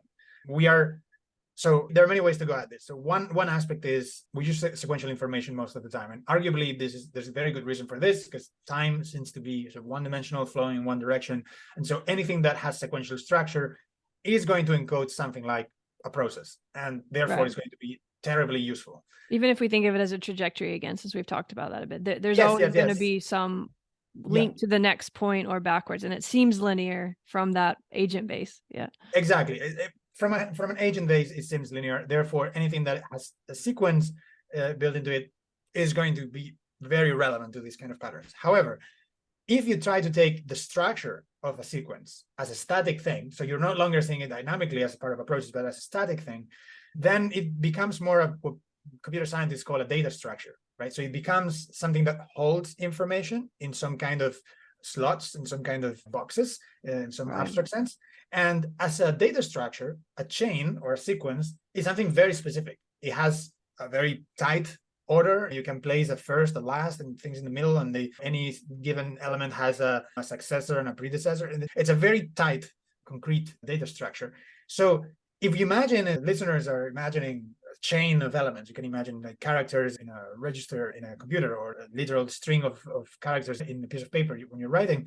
If you think of that and you abstract what the structure of that is, it's essentially a chain of points or nodes and pairwise links. First character, one node, next character, link between them, next Right. character. So every point would be linked pairwise Exactly. on both sides, maybe, but always only, yeah. Exactly. But pairwise, but only also in this one-dimensional sense. So Right. one way to depart from this, one first initial way to depart from this, which arguably has been relatively well explored until now, is to break the linearity and or this sort of chain-like nature and become more like a network. And then you become like trees, or you become like cyclic networks. And so then we have more nodes, right? So if people are trying to visualize it, instead of this kind of sequential, almost linear, one-dimensional thing, we're sort of opening up the dimensions. I'm trying to build towards that. So you go from a basic chain of nodes to something that now every node could connect to more than one or two. So you basically grow. It's still like a web of pairwise links, right? But you can connect one node to 4 or 5, and those connect to other 4 or 5. But still, they're pairwise connections, right? So this is the subject of what has been called network theory. This has been going on for maybe, I don't know, 30 years now or something. It's a fairly well-established field of research. You have several textbooks that are very good, that have very well condensed knowledge and techniques to analyze these things. And it has been one of the enablers for all the technology that we have today. I mean, this internet that is sort of enabling this conversation right now is very much based on techniques from network theory to make sure the algorithms are fast enough to process signals and things like that. So that's one thing. Now, what hasn't been done so much in all this time is to generalize the pairwise nature of the connections. So that means, what if I have 3 nodes that are in interaction together, like in the example we had earlier about social groups, and I want to express the connection between those 3 in an irreducible way, meaning you don't have a triangle of pairwise connections between them. You just have one link, one kind of interaction, like in a network of people, these 3 met in an elevator, right? So that interaction cannot be described as these 2 met in an elevator, those 2 met in an elevator, those 2 met in an elevator, because the 3 of them were in the same elevator. Therefore, there's a single instance of a connection there. So in a picture in your head, if you were imagining sort of a web of links between nodes before, like lines essentially between nodes, now what you should imagine is that you're starting to include solid triangles, solid sort of squares or solid tetrahedra, and sort of larger shapes in this sense. And so normally networks of pairwise connections in mathematics are called graphs. It's a historical name. And so when you go to these higher order graphs that have higher order links, then they are called hypergraphs, just simply to extend the word there. So graphs are a particular kind of hypergraph, just without the higher order ones. And so, but in general today, we tend to, at least I am trying to enforce the practice of calling hypergraphs or networks that look like hypergraphs with these higher connections. I'm just trying to call them networks. I think it's I don't have a horse in the game to push for the word hypergraph, or to push for the word hyper network, or to push for the word hypermatrix. These are all words to describe things. And I think everyone agrees that a network today is understood to be higher order by default. If you want to specify, actually, it's only pairwise links, then you tell me it's a pairwise network or whatever, and then I know what you're talking about. But yes, so one of the, just to round up your point about thinking about this and the language and so on. So the main problem that we have in this field, the reason why it's underdeveloped, the reason why there's so much new ground to cover here, is that human minds seem to be very bad at holding intuitions for higher order processes. We are extremely good, apparently, to chain sequential processes. And that's why programming, the sort of architecture of computers and the entire software engineering history has been so successful, because we have built in these sequential ways, and people have started to parallelize and build algorithms that are essentially always following one path of so you have the 0-1 binary thing. Yeah, exactly. Well, that's one thing, that's one expression, is the binary of having 2 symbols. But what I'm referring to is more the fact that you can chain actions one after the other, and the state of your system depends only on input output sort of framework, where you're in this state, you get an input, and then you move to the next state, you get an output. So this is kind of, this makes a lot of sense to us. This is how this is the frame for even our language and math coding. And absolutely, it's everywhere, and it's extremely powerful. I'm not here to try to diminish in some sense the power that it's been a wonderful tool. It's gotten us very far. It's an extremely powerful tool and super useful. However, mathematically, it seems clear, both mathematically and empirically, because all these phenomena that are higher order that can be broken down into pairwise connections, it seems fairly obvious that there is a world of higher order, call it higher order processes or higher order computation or higher order algebra if you're more mathematically inclined, where the things that, the intuitive phenomena such as people gatherings in groups, or if you're familiar with the Borromean link and knot theory, the topology of a network of interactions or three-way symbiosis in an ecosystem, things like that. There seems to be clear evidence that these things exist and there is a science to it. There is some patterns that are there.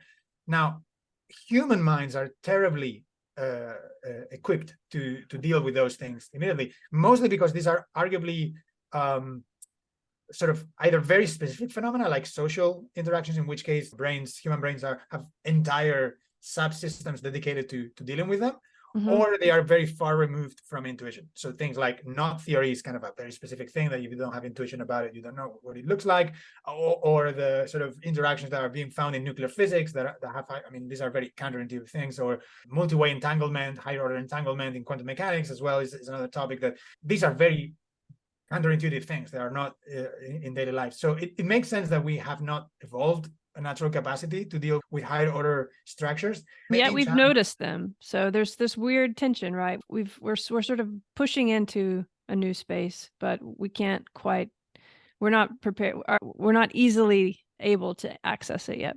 And that's the main, to me, that's the main. So in a way, that aspect, let me formulate it, let me verbalize it clearly.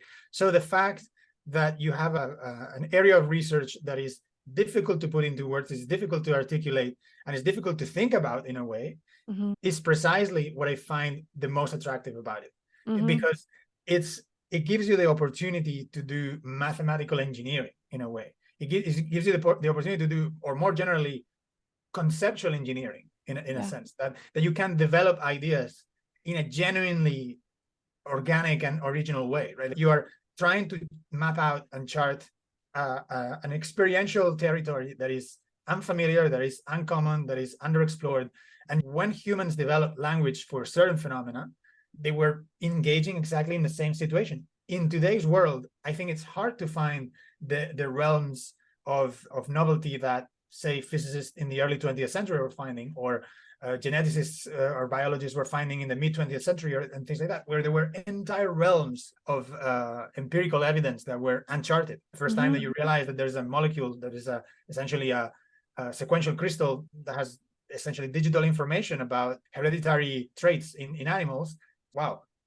Yeah. Or even an entire universe the tools of the microscope or the telescope, where you suddenly or those whole other worlds within what you thought was one world. I think we're at a moment like that, and this is going to be a little messy, but I want to push at this stuff you've been talking about a little bit, because I definitely feel like a lot of us are in this frustrating space of knowing there's some other way, and we can almost sense it, but we can't put it into language. And as you were saying, part of that is because the language itself has been built on this binary way of looking at the world, which isn't a bad thing. I mean, let's look at philosophy again, right? This Descartes gets a lot of slack, right, about dualism, and that we look in the world as either it's mental or it's physical, either or. This is a really basic structure of our languages, all of our languages, our mathematics, as you pointed out in your work.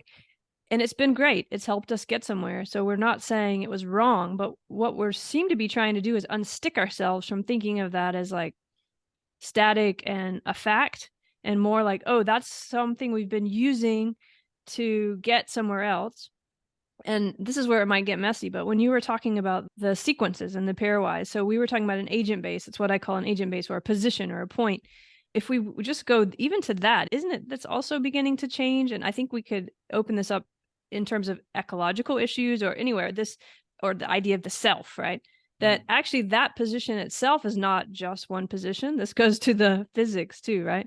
Yes, that is certainly the moment that we're living in. I like to say that higher order science requires higher order thought. And so higher order thought has to build on the framework that we have. So, but you're also creating a new language in a way. And it has to be created in a new language. That's whether mathematical or, I mean, those aren't separate, right? Mathematical. Yeah, exactly. No, I mean, I wouldn't say, language is language, I would say. I mean, if I say verbal language, then I'm implying something better suited to linguists and things like that. If I'm saying mathematics is a language that's more suited to Well, yeah, but even to think of Descartes or something, if you and your team or the Wolfram Institute or something comes up with a way of understanding this mathematically in that language, that's going to actually end up changing English language Possibly. too. Yeah. Possibly, yes. I think, I don't, maybe this is a bit controversial, I don't know, but I might put it out there, since I think this podcast is definitely receptive to Controversy is okay.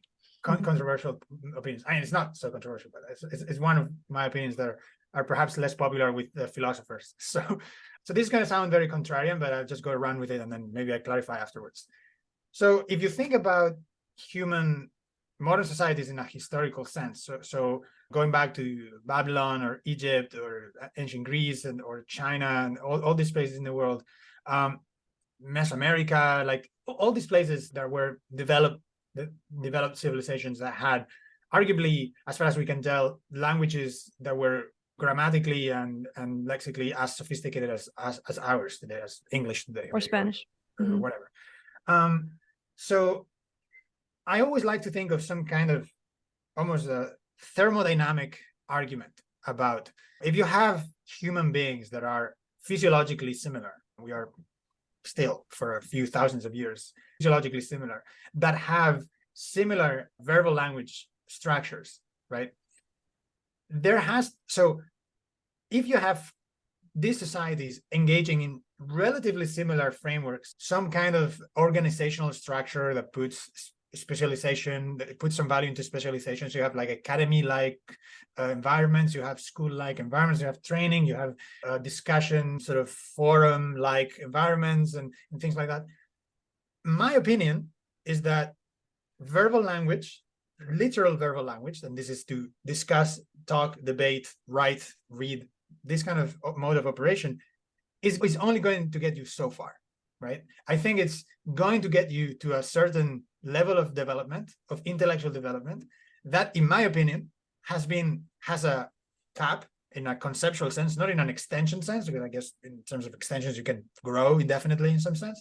But in terms of, I don't know, call it sophistication or cutting power, or in some other direction, it has a limit, because it has a natural sort of feature limit, right? It's the structures of verbal language are more adapted for this and that ways of communicating information, and therefore, so it has its limits. So in my opinion, after thousands of years of these kinds of structures, I would make a thermodynamic argument that you more or less reach a thermal equilibrium of the kind of ideas that can be developed. And this is very unpopular because this devalues, or seems to sound like it devalues, generating new ideas just with verbal language, which is what most philosophers do, and writers, and I mean, I myself do it. So however, what I like to think is that the moments in history, at least from my point of view, that have seen a clear departure from verbal language in a scientific way have usually led to very big developments in science. And so if you think about, so this is basically the history of mathematics. Like, can you give me an example? Yes. So the history of mathematics, in the sense that the invention, my favorite example is the invention of calculus in the 17th century Europe. That's my favorite example, because I think it has been probably, together with quantum physics in the early 20th century, but we are still seeing the ripples of that to play out today. I think the ripples of calculus have already fully played out in a way. And I think it's a more or less closed story that can be told. So you have, and let me show the audience where I'm coming from with this historical example of calculus. So you have the science of mechanics, the science of the motion, how things move, stability of buildings, of structures, machines, things like that, bows and catapults and building cranes and all that stuff. All that science you have from as old as modern as civilization, right? As tens of thousands of years old, right? The science since the Babylonian, Egyptians, Romans, Greek, Chinese, Mesoamericans, the science itself had not developed a lot. You compare Egyptian mechanics to Chinese mechanics that had very little contact with each other, mostly the same. You compare Roman to Mesoamerican, mostly the same, right? There's no fundamental great changes among them. And what you observe in history is that the sort of societies that developed were quite similar. I mean, you had empires tens of thousands of years ago, and you had empires hundreds of years ago, and they were similar. They had similar infrastructures, they had similar sort of organizational layers and things like that. However, you move on to 16th, 15th, 16th century Europe and the conversation that was going on around motion, and you have these clever people that had a lot of free time to think about the concept of motion and the connection between motion and geometry. And they were thinking in these terms of, okay, but if something is moving, it's moving in every infinitesimal moment and so on. And this has been questions that we were brewing for many centuries. But at one point, the concept was crystallized that there was a notion of what we call today a function and derivatives and things like that. So what was crucial about that contribution is not the topic, because everyone had talked about motion, everyone had talked about shape and stability and forces and things like that. The crucial distinction was that what was invented was a new language, was a combination of a geometry, logic, and language and verbal language. It was right? almost like a written language or something. Yes, that exactly. kind of a development where you suddenly have this external shared representation. Correct. Yeah. And the crucial part of it is that it was not just verbal. It had a logical component, which was the deductive part of, if you make these steps, these formal steps with these symbols, you can deduce things. It had the geometric component of it, because you were representing calculus in the beginning. It was very geometric. It was all about shapes and tangents and things like that. And it had obviously the symbolic component, that you had a concrete set of symbols that you could use systematically, as you say, representational, external representation, and you can communicate it. So, but crucially, it was not made of verbal language. It was not a system made of words in English or words in Latin. Obviously, you could explain it with those words and you can clarify it. You can sort of scaffold around it with verbal language to communicate it. But in itself, the core function of it was devoid of verbal language itself, right? So to me, if you look at history after the 17th century when it was invented, you see all the development of mechanics until the end of the 18th century, a century later. And then you see the Industrial Revolution that followed. There is a direct causal connection between the Industrial Revolution and the invention of calculus. There is no doubt about it. That's fascinating, especially because, of course, the Industrial Revolution had to do with all these new tools that we built, which depended on that in a way. And I said it's like written language, but I mean that when we first started writing, that changed society too in a way. And it's also interesting though, because it sounds like you're saying there wasn't a continuity, but just the fact that it was like Leibniz, Newton, or the calculus was coming from a lot of different people at the same. So there was also some kind of way in which what had developed. It does feel similar to now, like this tension and this frustration I was describing, where I feel like maybe there was something like that then too, and that was kind of the release of it, the calculus. Absolutely. No, I like your example, and that's a very good example. The invention of written language. Yeah. I think it has similarities because you can't go back. Exactly, you can't go back. So this is the feeling, you can't go back, and we can hardly even imagine what it was like before that. Precisely. Calculus or written language. Exactly. So to round back to the reason why I was making this point is that I like to believe that in a humble way, here I wouldn't get cocky because we don't know, but in a very humble way, I think that the way I like to see my work, my mathematical work, is like being in the conversations in the early 17th century about the concept of calculus, but for the mathematics of higher order interactions and how higher order systems ought to be represented mathematically, or can be represented mathematically in an efficient way, so that we can make progress in the descriptions that we have. Because obviously the kind of problems that Newton and Leibniz had in mind were problems that had been unresolved for millennia, but there were techniques to go at it. I mean, there were other ways of solving these problems, and they were relatively successful. So it's the same thing today, right? Like there are many ways of attacking these higher order interactions, because effectively the world is higher order by nature in some sense, right? But the techniques that have been used so far are good, they are effective. But the question is, are they efficient? Could they be improved in this sense? And I feel like we are glimpsing a situation that probably is parallel to the moment of the invention of calculus, because there seems to be a lot of phenomena that are similarly unexplained, and they all have in common this sort of aspect. So we are hoping that we are going to be riding the wave of this kind of change, and very much we are very consciously aware that the change is in language. It's a matter of language development moment. And in fact, Newton gets most of the credit because of history and so on, but actually Leibniz had a much more diligent notational tendency. So The Leibniz notation is the notation that we use today, actually. Yeah. And a few years later, when the science was much more codified, it was put into modern symbols that we recognize today, like integrals and derivatives and limits and all those things. That notation effectively ushered the revolution in this sense. And the engineers that worked during the Industrial Revolution, they were all trained in calculus. They were explicitly trained in calculus. So what difference did it make to be an engineer in France or England in the 19th century versus being an engineer for the Roman Empire or in Babylonia? Really, at the core, is that they all learned calculus for a few years in an academy and then went on to basically try to do the same things, but they had much more powerful tools, right? That's a wonderful connection to make. I really never had thought of it like that, and especially not in the context of how it feels right now and that we're on the edge of something. But so that's beautiful. I'm going to be thinking about that. But what do you think is going to be the medium? Is it algorithms? Is it coding language? Is it, of course, we already said all this is tied together because you got to change, it all changes at some level, but what's the medium, do you think? That's a great question. Thanks for the question. I am actually working on what the answer to that would be, which is we are developing so it's going to be computational. I mean, long story short, it's gonna usher all this sort of computational ecosystem that we've built for ourselves. The fact that we have these machines around us that automate many steps of things that we know how to do, but they do it millions of times per second, and it's much faster.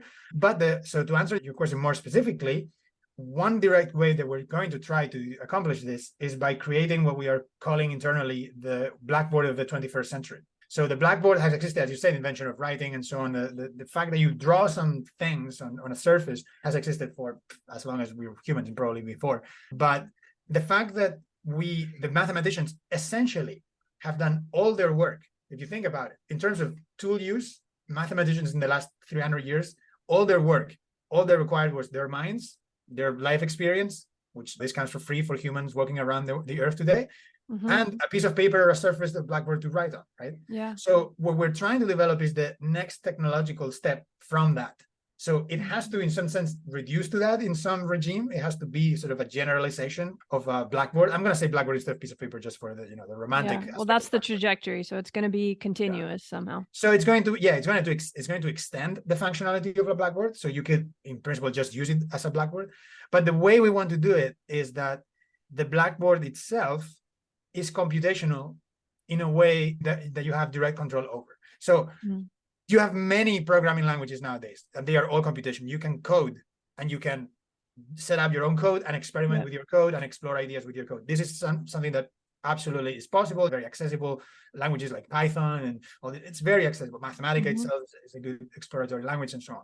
But what we don't have is something that is as intuitive and as direct cognitively as writing strokes on a surface and that becoming something cognitively functional, right? So most mathematicians nowadays would mostly think about something, sit down, draw some diagrams, write some symbols, then come back, manipulate those symbols in their heads, write something else, and so on, right? And so they would effectively do this process of rewriting symbols on a blackboard or a piece of paper, and then do a lot of thinking and imagination in their heads and so on, right? So what we want is that the interface that doesn't change much. So what you actually engage with is some kind of surface or screen or digital space that is showing you some symbols, pictures, diagrams. The shape of things are not going to change much. The direct engagement with the substance, so to speak, is the same. But what's in the background is a system that you also set up via drawing diagrams and writing symbols and so on that actually computes things automatically. So to give you an example, if it's you like a smart blackboard, but in a really multi-dimensional way. Yes, it's a very multi-dimensional smart blackboard. The most important thing is that it doesn't do anything that you don't tell it to do. So it has the computational capability, but it's not a computational blackboard. So let me put in an example. So if you write 1 + 1 on a blackboard, right? Just the symbol 1, symbol plus, symbol 1, right? The blackboard doesn't know what those symbols mean, right? But if you have arithmetic loaded in your head, because you have a set of rules in your head that tells you, okay, there's this alphabet of symbols, 1, 2, 3, 4, 5, etc., or the integers or whatever, and there's this special symbol of plus, and there's this maybe a special symbol of equals or outcome or whatever, then if you write 1 + 1, you can run the algorithm in your head that tells you, well, 1 + 1 points to 2, and therefore the outcome is going to be 2. So you would write equals or your arrow or whatever 2 in the blackboard, right? So the idea is that you could teach the blackboard to say, well, x + y equals add the map or something. Like you could set up the rule that you have an alphabet and you have a way to navigate the alphabet by a single rule. So you could teach the blackboard that by simply writing it, and that's where the computational part of it. Programming so language the training like is just writing it. You're training the algorithm just by using the tool. Yeah, exactly. I mean, in some sense, you are coding the blackboard just by using the blackboard in a diagrammatic way. Obviously, you can just scribble a random thing. You have to follow some kind of more or less limited. In the version that we have, you have to follow some kind of constraints of grammar. But it's not like a programming language. It's really drawing a diagram. You draw the diagram, the system interprets the diagram, and the diagram codes a way, effectively in the machine level, codes a way that is going to perform an algorithm. And then from that point on, you can apply that sort of computational knowledge to, or computational framework to whatever comes next on the blackboard. So effectively, your blackboard becomes this sort of outsourced thinking machine that will perform steps that will take you minutes, hours, days, years, decades, in a matter of seconds, right? And it's going to allow you to draw sort of symbolic steps that are much longer than you would normally do. Okay, that seems really cool, but also really could, if you're wrong and you write 1 + 1 = 3 or something, then it's gonna learn that. So is it is it connected to every other blackboard or something? Like no. So there's no learning. So there's no learning. Okay. So there's no, in principle, the tool we're building doesn't have any learning. So you don't. So it's not a generalization kind of thing. No. So we don't use any. I mean, learning will just be a weak analogy on how to explain how it works. In the sense that nowadays learning, there's all kinds of machine learning systems. There's nothing of that in the one that we're building. So it is really coding with diagrams. I mean, the best way to explain it's this like a Feynman diagram kind of. But yeah, that could be one electronic. Example. Like exactly. So you could. I mean, this is actually directly inspired by category theory. The way category theories work, they mostly draw diagrams. They draw arrows and between letters. That's mostly what they do, right? So they draw these diagrams with arrows. They think hard about them. Then they draw some more diagrams with arrows. They think hard about them. They draw some more diagrams with arrows, and that's literally their workflow, right? You observe a category theorist over a course of a month. And what you would see is they walk around, they do human things, and when they do their mathy things, they basically sit down, produce diagrams with arrows, think hard about them, produce more, and then eventually maybe write a paper. That's it. That's the workflow. The distinction here is that what this Blackboard of the 21st century does, that a Blackboard from the 20th century doesn't, is that you can code the way that you're going to manipulate your diagrams, which is what normally we do in our heads, right? So you can actually code that in a computationally active, is sort of alive. It has life of its own. You can infuse life into your symbols in the Blackboard, which is something that we do virtually in our heads. Mathematicians do that in their heads anyway. So what we're trying to do is to outsource that to the computer, to the sort of black box that is in the background that you don't see directly, and you interface with as a diagram, like as a piece of paper that you draw symbols on.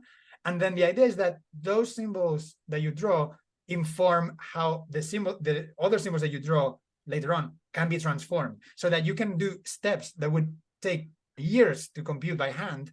You can do them in seconds. So eventually you can develop a sort of a feedback loop with the interface that, instead of just literally write something, I observe it, I keep it in mind, think about it, imagine how to manipulate it, then write something else. Yeah. In that step, right now, the paper does nothing.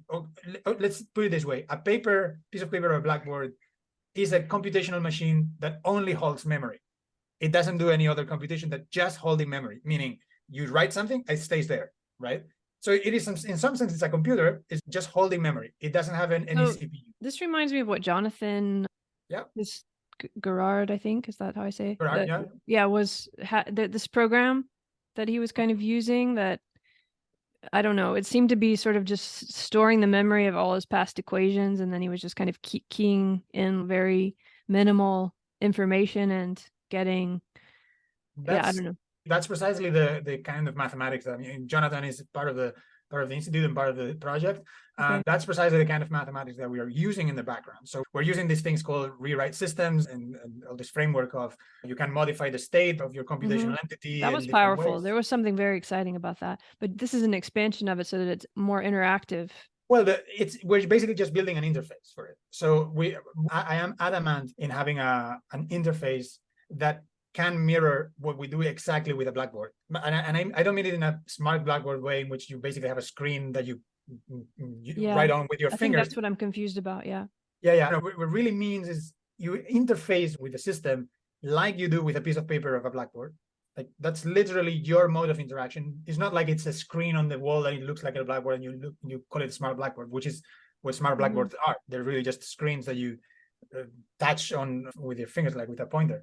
This is not it. What it means is that you have a way to draw diagrams, to write effectively code that is very human-centric, that you can just organically draw with your fingers, that the system can interpret in a computational way. So you could, another way to put this, maybe more clarifying, forget about the term Blackboard and think about it's a diagrammatic programming language. You're programming with diagrams. So you're programming with like squiggles. It's like you do a squiggle of some kind of symbols. That can be an organic programming language. So it's almost like object-oriented programming, except more connected to the actual, I mean, almost like you could write, write the objects or something. Yeah, so instead of actually, so it doesn't matter what kind of programming you do in the background. There are many possibilities. You can go wild with the sort of programming that you do in the background. But what's important to us is that the interface for a mathematician would feel directly relevant. So if you're writing diagrams in a piece of paper, A, arrow B, or 1 + 1, things like that, the system will, if you decide to mark them with a distinctive color or something, or box them and say this or whatever, the system will actually keep that as a computationally active, computationally meaningful bit of information so that you can use it later. And because right now, when you learn arithmetic, you know about the algorithm to add two numbers. If you give them two base 10 numbers, you have an algorithm to do it, right? If you actually had to add up several figures of numbers, most people that are great at sort of computation, you will just write it down and go through the process and actually write down symbols so that paper keeps memory and you are the computer effectively processing through the memory. So the idea here is to basically export that to a computer, which is what all computers do. This is nothing new. But what is hopefully new and what we're trying to contribute is that the interface, which is writing on a piece of paper symbols, that remains the same. So you are literally inputting your code by writing diagrams like you do on a piece of paper. Wow. So it's almost like mathematical haptics or something. Yeah, that's one way to put it. Yeah, mathematical haptics. Yeah, I think I'm not quite getting it totally, or how it's different from the way that the computer already computes. But I think that's part of that's showing that it is you're doing something new, right? Because I can't quite understand, but yeah. I guess to try to bring it back to the calculus thing. So what did calculus change? It gave people this shared way of doing computations that allowed them to build completely different kinds of tools and ultimately a kind of different world. So how would this be comparable to that kind of? Yes. So, what calculus gave us was, as you said, it was a new language. It was an entire symbolic system that has an internal logic that represented parts of the world that were not well articulated otherwise. And the example I like to give very briefly is if you try to describe the shape of a trajectory with language, you will have a very bad time. It's helpless, right? If it's a straight line, you say it's a straight line, okay, it's enough. But the moment it has some curvature, all you can say is it's not a straight line. That's basically as far as you get with language. However, with calculus, that's the game of calculus. That's exactly what calculus does. You write down a formula, and if it's the parameterization of that shape, you're going to see that shape when you execute that formula, right? So this can give us a way to see other dimensions or something in the way that we were talking about with the nodes and the hypergraph. Yes. So what it gives you is, in a way, you're not going to see anything new, but you're going to have a language that is articulated for something that we already, it's like calculus didn't discover anything in the beginning, right? Like it didn't break new ground in terms of experience for the mathematicians or the scientists, right? Like they were just looking at cannonballs fly through the air or like objects falling and inclined planes and things like that. They didn't discover anything new immediately, but they obtained a language that articulated formally articulated, logically articulated with symbolic algebra and internal logic sort of operations, what we would call today computation, computationally articulated, a realm of experiences that was basically forbidden for language to go into, because language couldn't articulate shape and motion well. And this is famous for all the paradoxes of in the past and the Greeks and Zeno paradox, all those kind of things.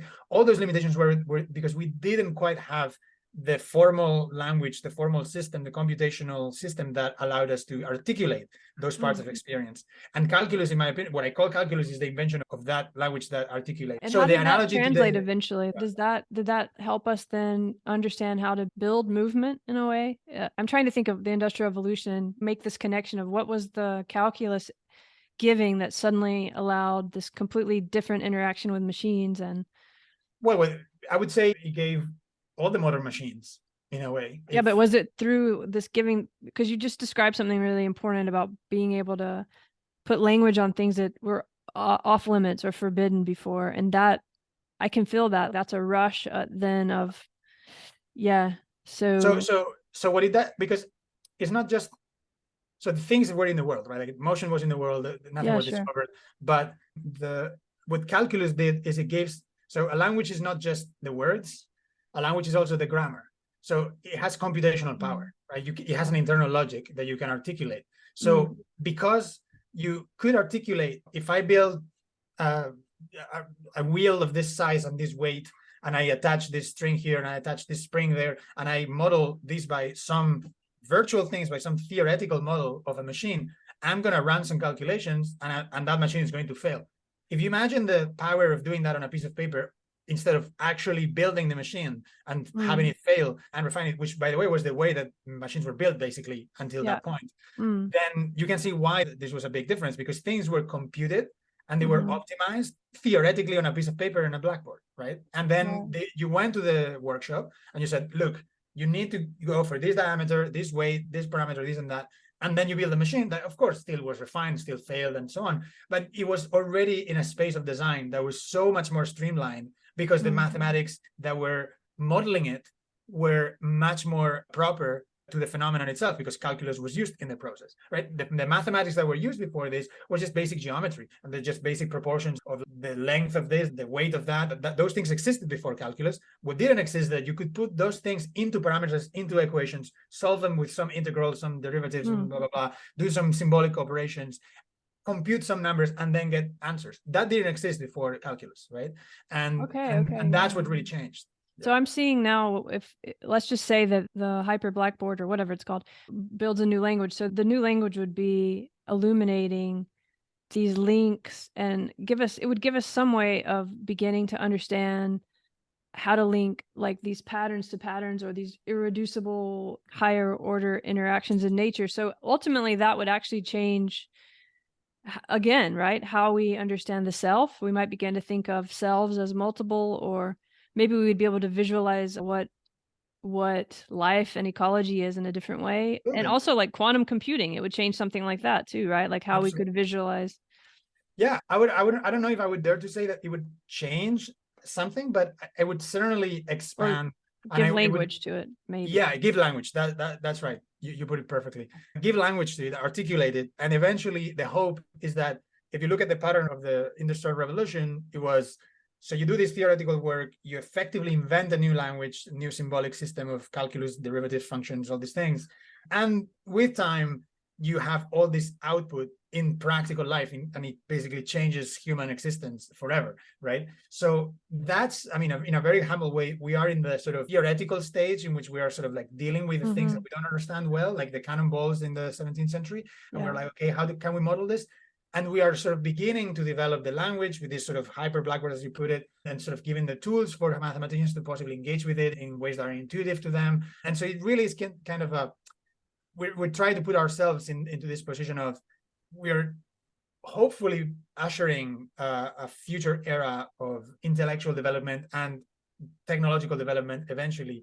But it's much more within the digital realm of computing, within the abstract realm of mathematics and understanding, but eventually will help us to understand the systems that you mentioned, like higher order relations in life, how humans relate as well. Like, we hope that it will have an impact, because obviously having calculus as a tool has had an impact on everyone's concepts. A lot of people Oh, think yeah. about graphs and Yeah. rates of change and things like that in much Even more.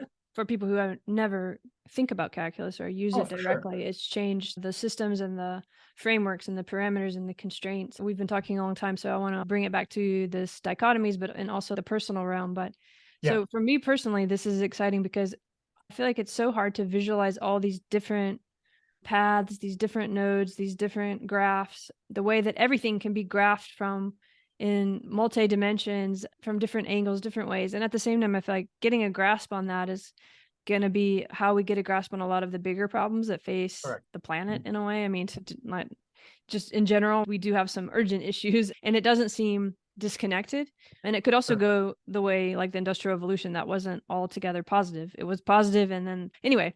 So for me, that's all very exciting. And just to bring it back to you, we went kind of off in the mathematical realm, but let's bring it back to your realm, like with the society, where you're linking disciplines and things like this. Do you feel like that too is trying to find a different language? Because it's not, I know you don't like even interdisciplinary and transdisciplinary, you think of that more as a consequence, right, of something else that's happening. So I don't know. How do you see those connections? Yes. Yeah, very much. I think you characterize it well. I think of interdisciplinarity or transdisciplinarity and all these kinds of words, adisciplinarity and so on. I think of them as consequences of an approach to knowledge that is more going back to, so in some way going back to basics, where the value of specialization, the value of expertise, the value of building high on traditions and sophisticated ideas and composite ideas, but at the same time you never lose sight of where you come from, in the sense that the goal of science, the goal of inquiry is very primitive in a sense. So to put it very bluntly, nature doesn't care about your human traditions in some sense, right? Like nature doesn't care if you organize yourselves into chemistry, into chemists, physicists, and social scientists and whatever. It just the world is the way it is, and we are making sense of it in certain ways. And we are that nature too, in a way, exploring possibilities, but it doesn't care for one particular possibility, I guess. Exactly. So it's, I would say it's very much that. In terms of building new languages between them, in my humble opinion, I think mathematics is the consequence of that, striving for finding a language across disciplines. I think mathematics, almost by definition, I would say, is the interdisciplinary language. I think to call mathematics a discipline into itself is a little bit disingenuous in that certainly there's pure mathematics that becomes a tradition, a sort of an intellectual culture, and it has its own reference, and sure, that becomes its own thing, and you can call that a discipline, no problem. But mathematics as a phenomenon in humans, right, in civilization, I think I wouldn't think of it as a discipline. I think of it as precisely the manifestation of the development of an interdisciplinary language. Because if you think about it, it is. I mean, so it's the blackboard. Exactly.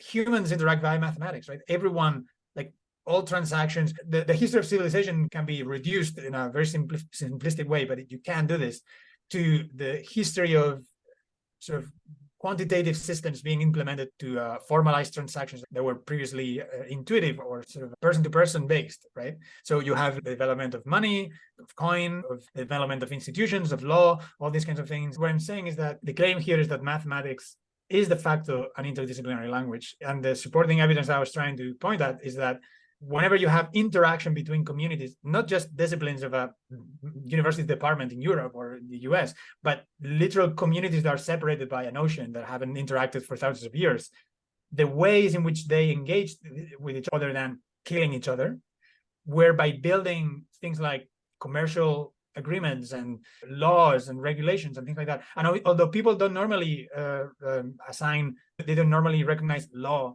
as mathematics, I mean, I would say that in some loose sense that I would consider that mathematics, because it's a system of rules that tries to be self-consistent. Of course, it has a human component that doesn't feel like mathematics at all, and it probably shouldn't. But I would claim that law is a manifestation of sort of implemented logic in human systems, right? And I mean, if you go to commerce, perhaps it's much more clear, because you have a monetary system, you have sort of ways in which you quantify all kinds of transactions, and that has been the interface of civilizations since we've had civilizations, right? And so to me, that's a very clear narrative that is kind of complete. You go from the very fact that you can go around a scientific university or technical university and knock on people's doors, regardless of their department.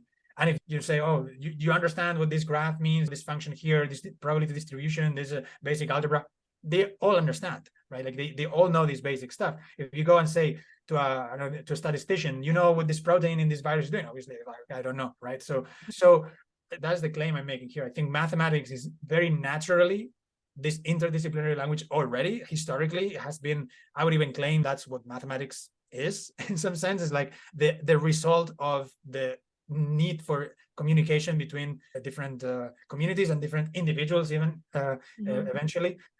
So looking into the future, I would say that yes, mathematics is going to continue to be that. Now, of course, we have a framework in which mathematics and computation is getting blurred, and very conveniently so, because it's the mathematics of the time. It's the process is going to be the same. We're going to be building languages, symbolic systems that we can refer externally, intersubjectively, and they codify some kind of reality that we all experience and we can communicate, and so on and so forth. So I think that's very much the pattern still. Well, okay. I mean, I'll push you just a little bit. I think I understand math as a sort of universal language, but of course, a lot of people don't speak that language. I mean, in STEM, yeah, but when you think of something like art and humanities, and then it... Sure. But we all do use math in a universal way, I guess.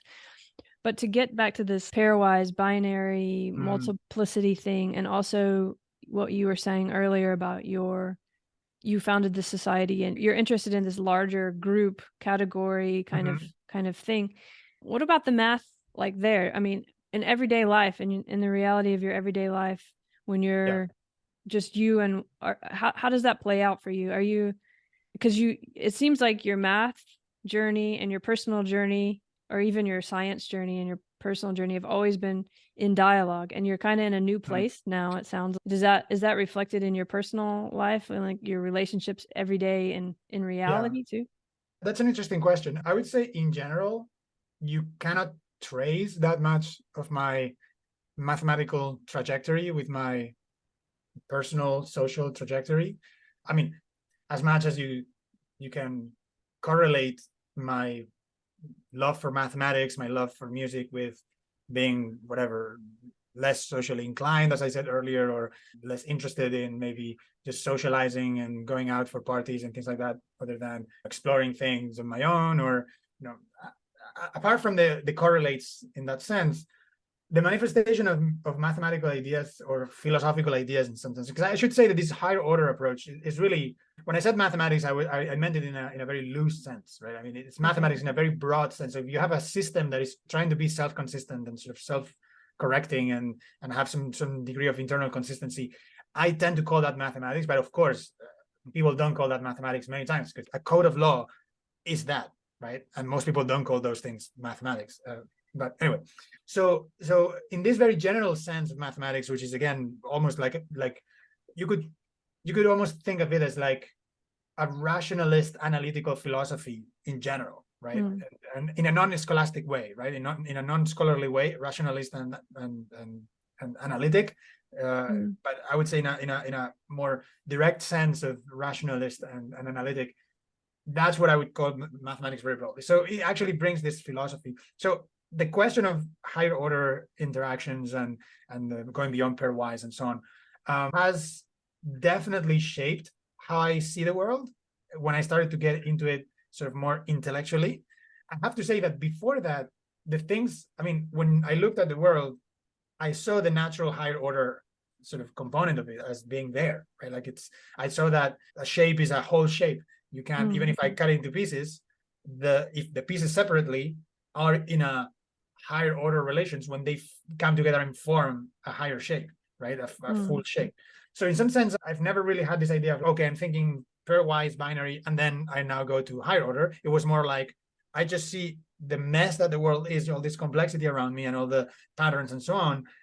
And I've been trained into these pairwise models. I have learned the patterns, both societal and intellectual, to observe those aspects more prominently. And that has resulted into a very powerful process of analysis. And proof is we are here, and it's all very successful.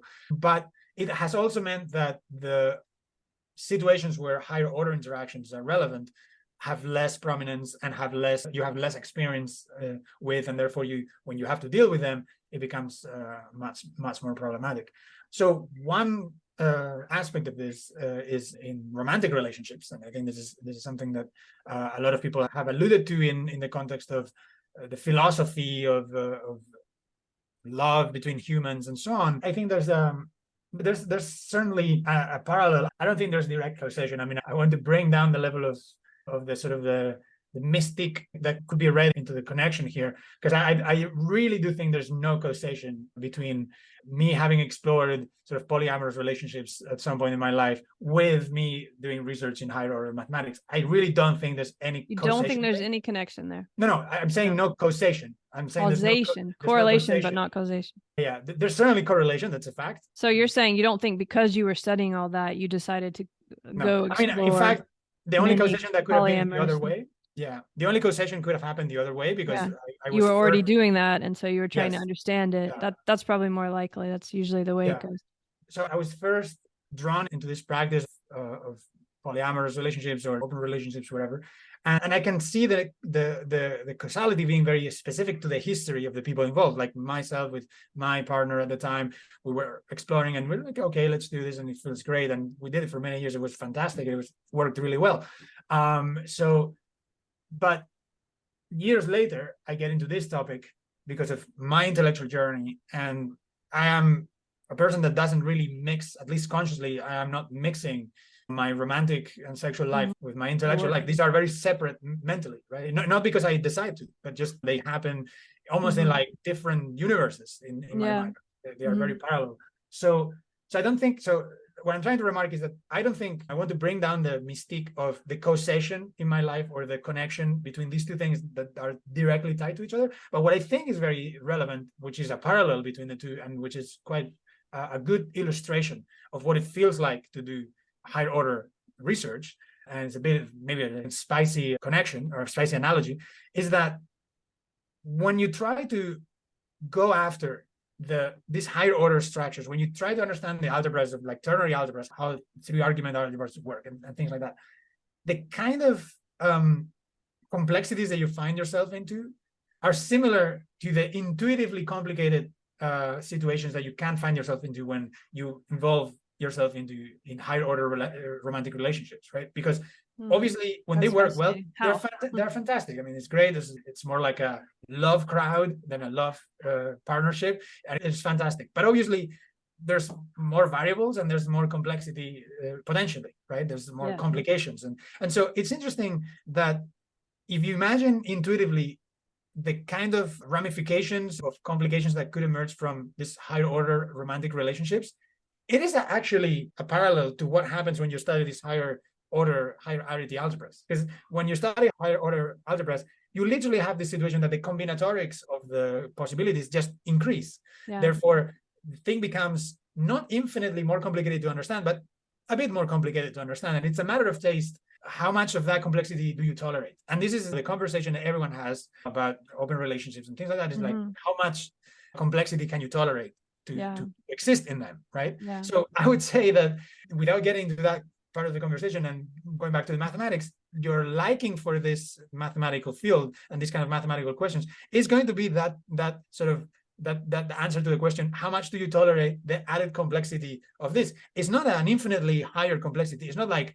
orders of magnitude is like a different stage of complexity. No, it's just a bit higher, but it is noticeably higher. Like you are in a context where you no longer have the clear-cut equations that are just short and like little bytes of information that you can take in and manipulate. These are now more baroque, a little bit longer, a little bit more complicated. So it does involve these higher complications, and the relationships are the same, right? Like you get this very interesting, more multifaceted interactions, and like you can do things that you can never do with just two people and things like that, and that can happen, and it has its own sort of allure and its own sort of dynamic.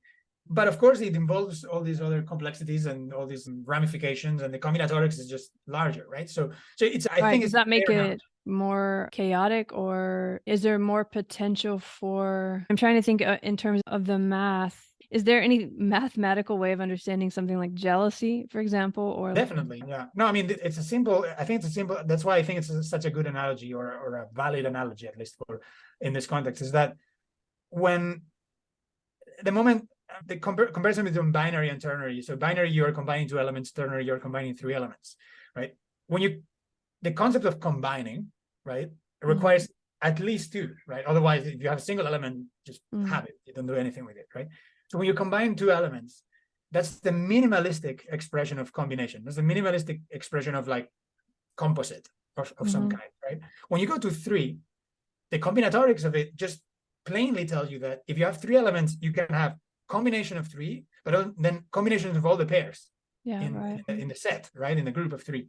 So jealousy is basically, you could say, if these elements are people and they are in romantic relationships, you could say jealousy is just the expression that you have a set of three and the subsets happen to be pairs and a single, pairs and a single, pairs and a single, right? You have three partitions of a three element set of that way. And so you could say that the phenomenon of jealousy is, I mean, this is a cartoon, obviously. I'm not trying to make any point, but it's just a cartoon. But the phenomenon of jealousy is basically tied to these combinatorics of the elements. And so the structure of a pairwise connection, this is also something I should say to not err on the side of sounding too much like preaching about higher order romantic relationship, which is a higher order network is in general much more unstable than a pairwise, exclusively pairwise network. If you're just unstable, that's the word I was looking for. It becomes more unstable, like complexity, etc. Yes, the reason being that if your between nodes are higher order, or your operations or your combinations involve several elements, and for them to exist, all those elements need to be present. That's why we're calling them higher order strictly. Then when one of the elements is missing, the entire interaction disappears, right? So if you think about the robustness of a network in the sense of how much of the connectivity remains when you remove a node, say a person in the group goes on a trip or just moves on with life or finds a job or the worst case dies or something, that removal of a node in the network begs the question, how resilient is the connectivity structure to that? If you have a set of pairwise connections in that network, on average, losing a node is going to be the least damaging, right? That should be intuitively clear, because higher order links require more more nodes simultaneously. So when one of them is missing, the entire connectivity between them disappears. If instead you had several pairwise connections between them, if you remove one node, you only miss the connections that connected to that one, not all the others among themselves, right? So that's and it requires a lot of more adjustment. I mean, just to think of it in terms of, if you're in a relationship where it's three, like, and you're used to that dynamic and one goes, and the two are kind of left with, I mean, they have to develop a new relationship, and then if the third comes back, the three have to develop a new relationship. So it can get very complex. But I guess like the jealousy thing, or in real life when you're really trying to do something like this, like the philosophy part of it matters too, to come back to that, right? Because in the math, I feel like it's too easy for us to forget about that influence of how you're thinking about the situation. Like your partner and you obviously had decided, okay, we're going to have a polyamorous relationship, and it was like an open, discussed thing. So mentally you were going into what was a physical relationship, right? But it can be that there's a relationship where that space isn't clarified, right? And then the complexity can get even more intense. I wouldn't recommend going there to anyone. It's not a to be honest, we never made the conscious choice, verbalized choice to be polyamorous or to be open by no. What I mean is we never used the term or found a way to formulate it in a very verbally condensed way until years later, where we had already done it for years, and then we verbalized it more clearly. What I mean is everything was thoroughly discussed at all stages. We were completely transparent with each other. There was no kind of left out information, implied information. It was absolutely constant self-regulation in that sense. It was very transparent. In fact, much more than a lot of people would probably enjoy. Well, that takes a lot of observation and Yeah, Yeah. and self-growth and self-knowledge. Yeah, We were young, we were like in our early 20s, and yeah, so that's very, yeah. I mean, that just to talk about systems and how they evolve, that's a very interesting model because it's not the easiest one to take. no, definitely not. And but to us, it felt like it was the most valuable one. And I mean, again, this is not directly related to any of the mathematical ideas, but we did see some structural resilience in higher order connections, because it meant that, I mean, here's the thing, right? When you, maybe this is getting too much in the weeds of the connection, but you can have, so polyamory can be low order, right? I mean, polyamory doesn't equal higher order. This is something important here. I mean, and the network picture will clarify the meaning immediately. So you can be polyamorous and you can be in a network relationship, right? Or so let's say a relationship network, right? And I'm going to say a pairwise relationship network. Absolutely, right? Okay. You have romantic connections with individuals, and if you center yourself in the middle, as you would normally do intuitively, because we are in ourselves, you would have a sort of a span of pairwise connections going out to other people, right? Like normally, if you are in a more traditional partnership, then you have one single connection going out romantically or sexually or whatever, and you have one. But if you're in a polyamorous setting, the default is that you're going to have more than one, right? And so that doesn't say anything about whether the connections are pairwise or not, right? Typically, I would say, and if I might add personally, sadly, but that's just my personal taste, that's not a judgment. Typically, people would have pairwise connections. And this is by far the most common, and the one that I've also experienced the most, which you just happen to know a new person and you develop a pairwise connection with that person, but you don't break the connection that you had with a previous romantic partner, right? So you effectively keep more than one romantic connection going on, but each of them is pairwise, right? You have a two-way interaction with the people. Now, what you could have is also higher order romantic relationships, and by higher order, I really mean there's like triangles, there's groups of four that are engaged in a romantic, which does exist too, and not only in a sexual way. I mean, there are actual people who live together as 3 or 4. And I have experienced myself for a couple of years when I lived in Edinburgh with my partner at the time, sort of main partner at the time. We did have sort of another person that got in the group, another girl that was part of a romantic nucleus for a while. Right? So she was there as much for me as she was for my partner at the time. I mean, I knew her earlier, we were friends before, but when that happened, for the time it lasted, it was a very much a sort of a symmetrical thing that was quite triangular, and you know, it was quite higher order in this sense. So that's why I want to clarify. Yeah, no, that's a good point. Not to be pedantic, but those things are, because the network dynamics, in my opinion, the pairwise network is much less sustainable in practice, because at least I think we have to talk about spatio-temporal things here too, because that matters a lot, right? If we're going to look at like over a lifetime, very few of us are pairwise, but if we're just going to look at like in the moment, in the present moment, then a lot of people feel like they have to be, even if they aren't actually, because now that you clarified that, a lot of us actually have a lot more relationships going on at once, even if they're not sexual, but then the person we're with, it becomes very, you have to think about the spatio-temporal parameters and also what you're calling a relationship. Is it sexual, or is it just like someone that you're growing with through life? This is of course, this is just, as I said, it's the spicy analogy. It's not, it's to spice things up, because it really has no fundamental difference to friendship, for example. It has no fundamental difference to acquaintance. It has no fundamental difference to collaboration or co-authoring of papers. It really has no fundamental difference to other human sort of endeavors that require some kind of coming together and doing something together. It's just that it's very spicy, because obviously it entices people. All right, this is very close to my heart, because we are sexual beings. But there is a difference in reality between the way these systems operate, I think.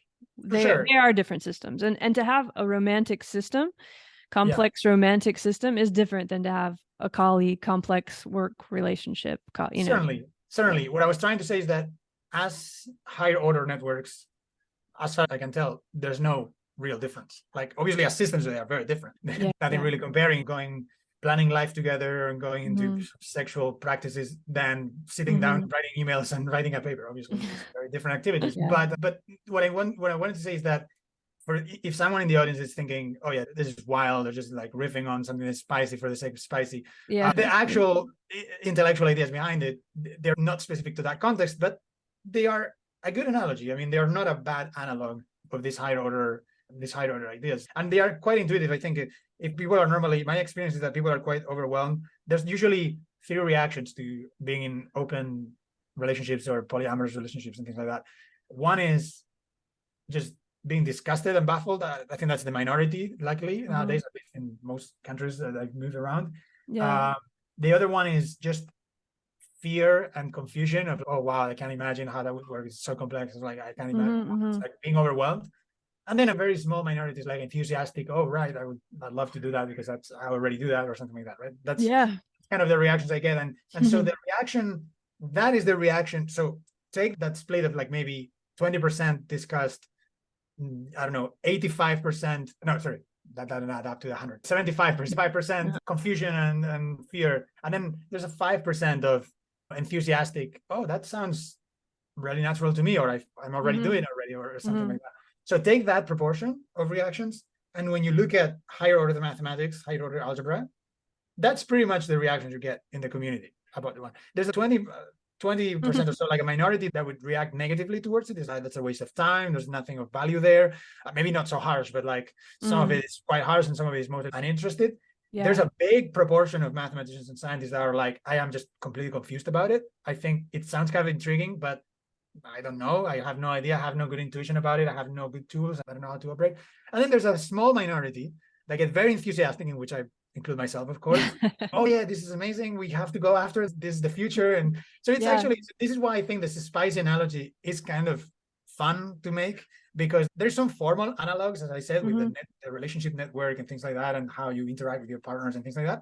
There's certainly some formal analogy, but there's also sociological analogy of the reaction that society has towards higher order romantic relationships or distributed romantic relationships, and the way the scientific community and the mathematical community per se reacts to these higher order questions in hypergraphs and higher RET algebras, things like that. No, I think there's a definite connection, and also this binary dichotomous way of seeing the world and how it's been very beneficial. Obviously, I mean, we could even think about that in terms of like sexually and in romantic ways. And there's some part of me that thinks, and this is like getting kind of way out there, but there is some part of me that thinks, okay, we really do need to get better at understanding that we're multiple selves and that we connect with people in multiple ways, and like opening the space for us to, as in our romantic relationships, our friendships, to explore that, right? And that kind of does relate to a lot of the themes we've been thinking about in terms of there's some kind of change happening and there's a frustration, and I don't think those things are all disconnected. Of course, it can get very tricky when you start thinking about like sex, right? Because that's so loaded and there's all kind of things, but just even a romantic connection and how we see that, there's some part of me that wants to evolve, right? To be able to hold the space, like I guess you were able to do, to where you love someone or you have a partner in your life that, and you're completely okay with them exploring relationships that are not in your pairwise bond, right? Because I think that can feel threatening in a similar way to how it can feel threatening, like when the first question I asked you about if you felt worried or fear about not going down this path of the academic discipline, right? We all think there's a path of what a relationship is, and if your partner is doing something different than that, you start to doubt yourself, right? And some part of me thinks, yeah, how can, that's not right. There must be a way to evolve out of that. Yeah. I should say, though, that, I mean, this is stating the obvious, but reproductive function is binary. I mean, that's what I meant. There's it's a reality that has real consequences that matter. Yeah, absolutely. And I think that it is very, I mean, I don't want to get too critical, but I have seen, and I've been in forums where there was a clear detachment from reality in describing sexual dynamics very sociological or culturally, where you start to assign so much weight to the forms and practices and traditions and the sort of anthropological reading of things and so on, which is super interesting, and I value a lot, and I myself read some things. It's quite fascinating. But when you lose track of the material component of it, then I think it's easy to get very distracted and to get very confused, because there's good reason why the pairwise model in romantic relationships is so prevalent. I mean, there is a very obvious. I mean, there are many ways in which it would be selected for, in both societally, biologically, and so on. And when you have a family and all that requires. Sure, and the economic structure that goes into it and everything. But I think what I just to make sure that I come across, at least to the audience, clearly, my point here is that there is a clear analogy, fun analogy that you can make between the realm of higher order mathematical research and the realm of non-traditional romantic relationships, consensual romantic relationships that extend the usual pairwise partnership, exclusive pairwise partnership. And those analogies are both at the formal level of sort of the network structure and also at the societal level of the reactions of practitioners in both fields, of mathematicians on one hand and the lovers on the other or something. So that's sort of my main message here, that I think is a worthy analogy, and I talk to it from direct experience. I mean, I'm not just observing. I can attest to the reactions. This is not things I've read. I mean, this is my own personal sort of anecdotal evidence of people's reaction to these kind of things. And and ultimately, there seems to be also an analogy that is kind of more like a cosmic coincidence than anything else, which is that going beyond binary is a difficult thing. It's not an obvious thing, and maybe it's difficult because it's not being selected for. And if you could say, maybe if it's not being selected for, then you shouldn't do it. My argument is, if it's not being selected for, is because we haven't been in the environment that was pressuring us to go into those contexts. But if we go into the context where that's the case, then maybe going for these higher order structures might be worth the effort, right? So, and to me, it's been worth the effort, I have to say, in both realms. So. But you're not doing that anymore, the polyamorous? Yeah, no, I mean, this is, to me, the way I do relationships is, I mean, my transition wasn't, I was monogamous and then I became polyamorous. My transition was, I hadn't really thought of what doing relationships was. I hadn't matured what it was. And then in my early 20s, I met this partner, and then we did all this sort of growing and experimenting and so on. And now I think I have a much more understanding, a much more complete understanding of my own role and how I can contribute to a relationship and so on. I guess that's what I was trying to get at. Did it teach you about your own limitations or desires or capabilities, whatever? Something. I mean, that was exactly what it was in some sense. For sure, we had fun. We had very good times with people we met. It was great. But ultimately, it was a self-declared sort of journey of exploration in the purely personal setting. Now, it was a self-declared journey of exploration. I mean, that's how we intended it to go, right? Like, we wanted to explore, we wanted to grow. We were very sort of relationally and sexually immature in a sense, because we didn't have much experience before we had met each other, and we wanted to grow in those dimensions while staying together, because we really liked each other and loved each other and wanted to do this together and so on. So in that sense, it really sort of, I would say it was so long, it lasted for almost 8 years, 9 years. It mapped out my own persona in some sense. And so at the other end, because at the end we had to part ways because we're still very good friends, but she went to a different city, and that was the end of it. But personally, what it taught me, the most important takeaway was that, nothing is written anywhere about what I should do. I mean, arguably there are thousands of books written about what I should do, but in my list of books that are relevant to live life by, none of them contains instructions about how to do relationships. So it's mostly knowing what I can offer in a relationship, what I find comfortable, what I find that I need and I can offer. It's mostly self-knowledge, boundaries and limits, and it's in my case it was the absence of those, but So, but I think you find them by letting them go in a way, or you find them in a different way. You find where you might be, where you want them to be, or something like that. In my case, I like going over the edge, where the edge is, that kind of thing. So in my case, I think and this goes for all aspects of life. I am a person of positives, a person of draws instead of fears or something like that. So I define all my actions. I define in terms of, for example, I would never say I have boundaries with partners. I never had. I never explicitly said this is not allowed. I wouldn't I wouldn't like to go this. So I always said, I commit to this. We commit to these things to hold true.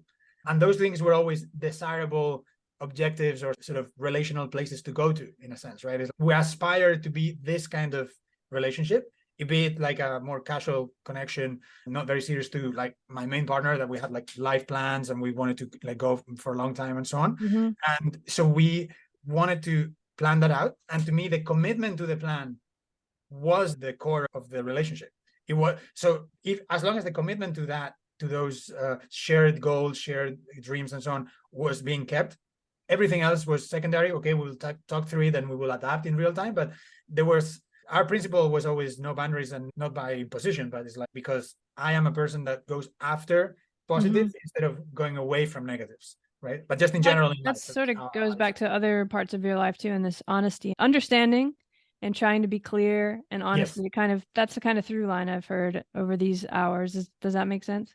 Absolutely. Yeah. That would be a perfect summary of saying, yes, going after the positives, going after what's clear, the honest feeling of understanding. There's nothing quite like it for me. And no amount of praise is going to convince me that I understand something better than I actually do.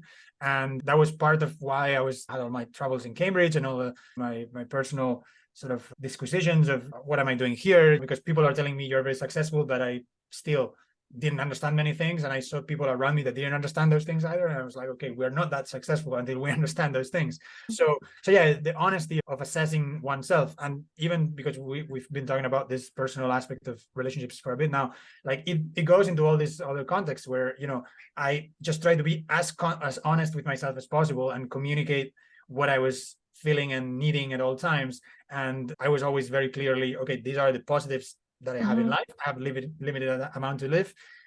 I'm gonna go after those things, and I'm gonna try and make the most of the energy I have to get to that, right? So well, that's great. it's a very that's way. Something that helps people probably to hear that, and it connects us to the math, right? Just to end it, because math is a pretty honest thing, right? It's very hard to hide anything with math. Definitely. So there's some connection there too, and the way that maybe that can scaffold our social, personal relations. And at least in that way, it can be a positive, right? To look for clarity of yourself. Of course, you can't like demand this on someone else, but look at your own math in a clear way. Yeah. No, I would say, as I said earlier, what I was calling mathematics in a very loose sense, it really means this rational, analytical sort of way of communicating. And that's certainly something that I live by. I mean, I like to be as clear as possible to the humans around me, and manifestation of that is certainly doing mathematics, because it's kind of this very pristine way, very sort of narrow channel of communication that you really live the fantasy that you can be completely accurate.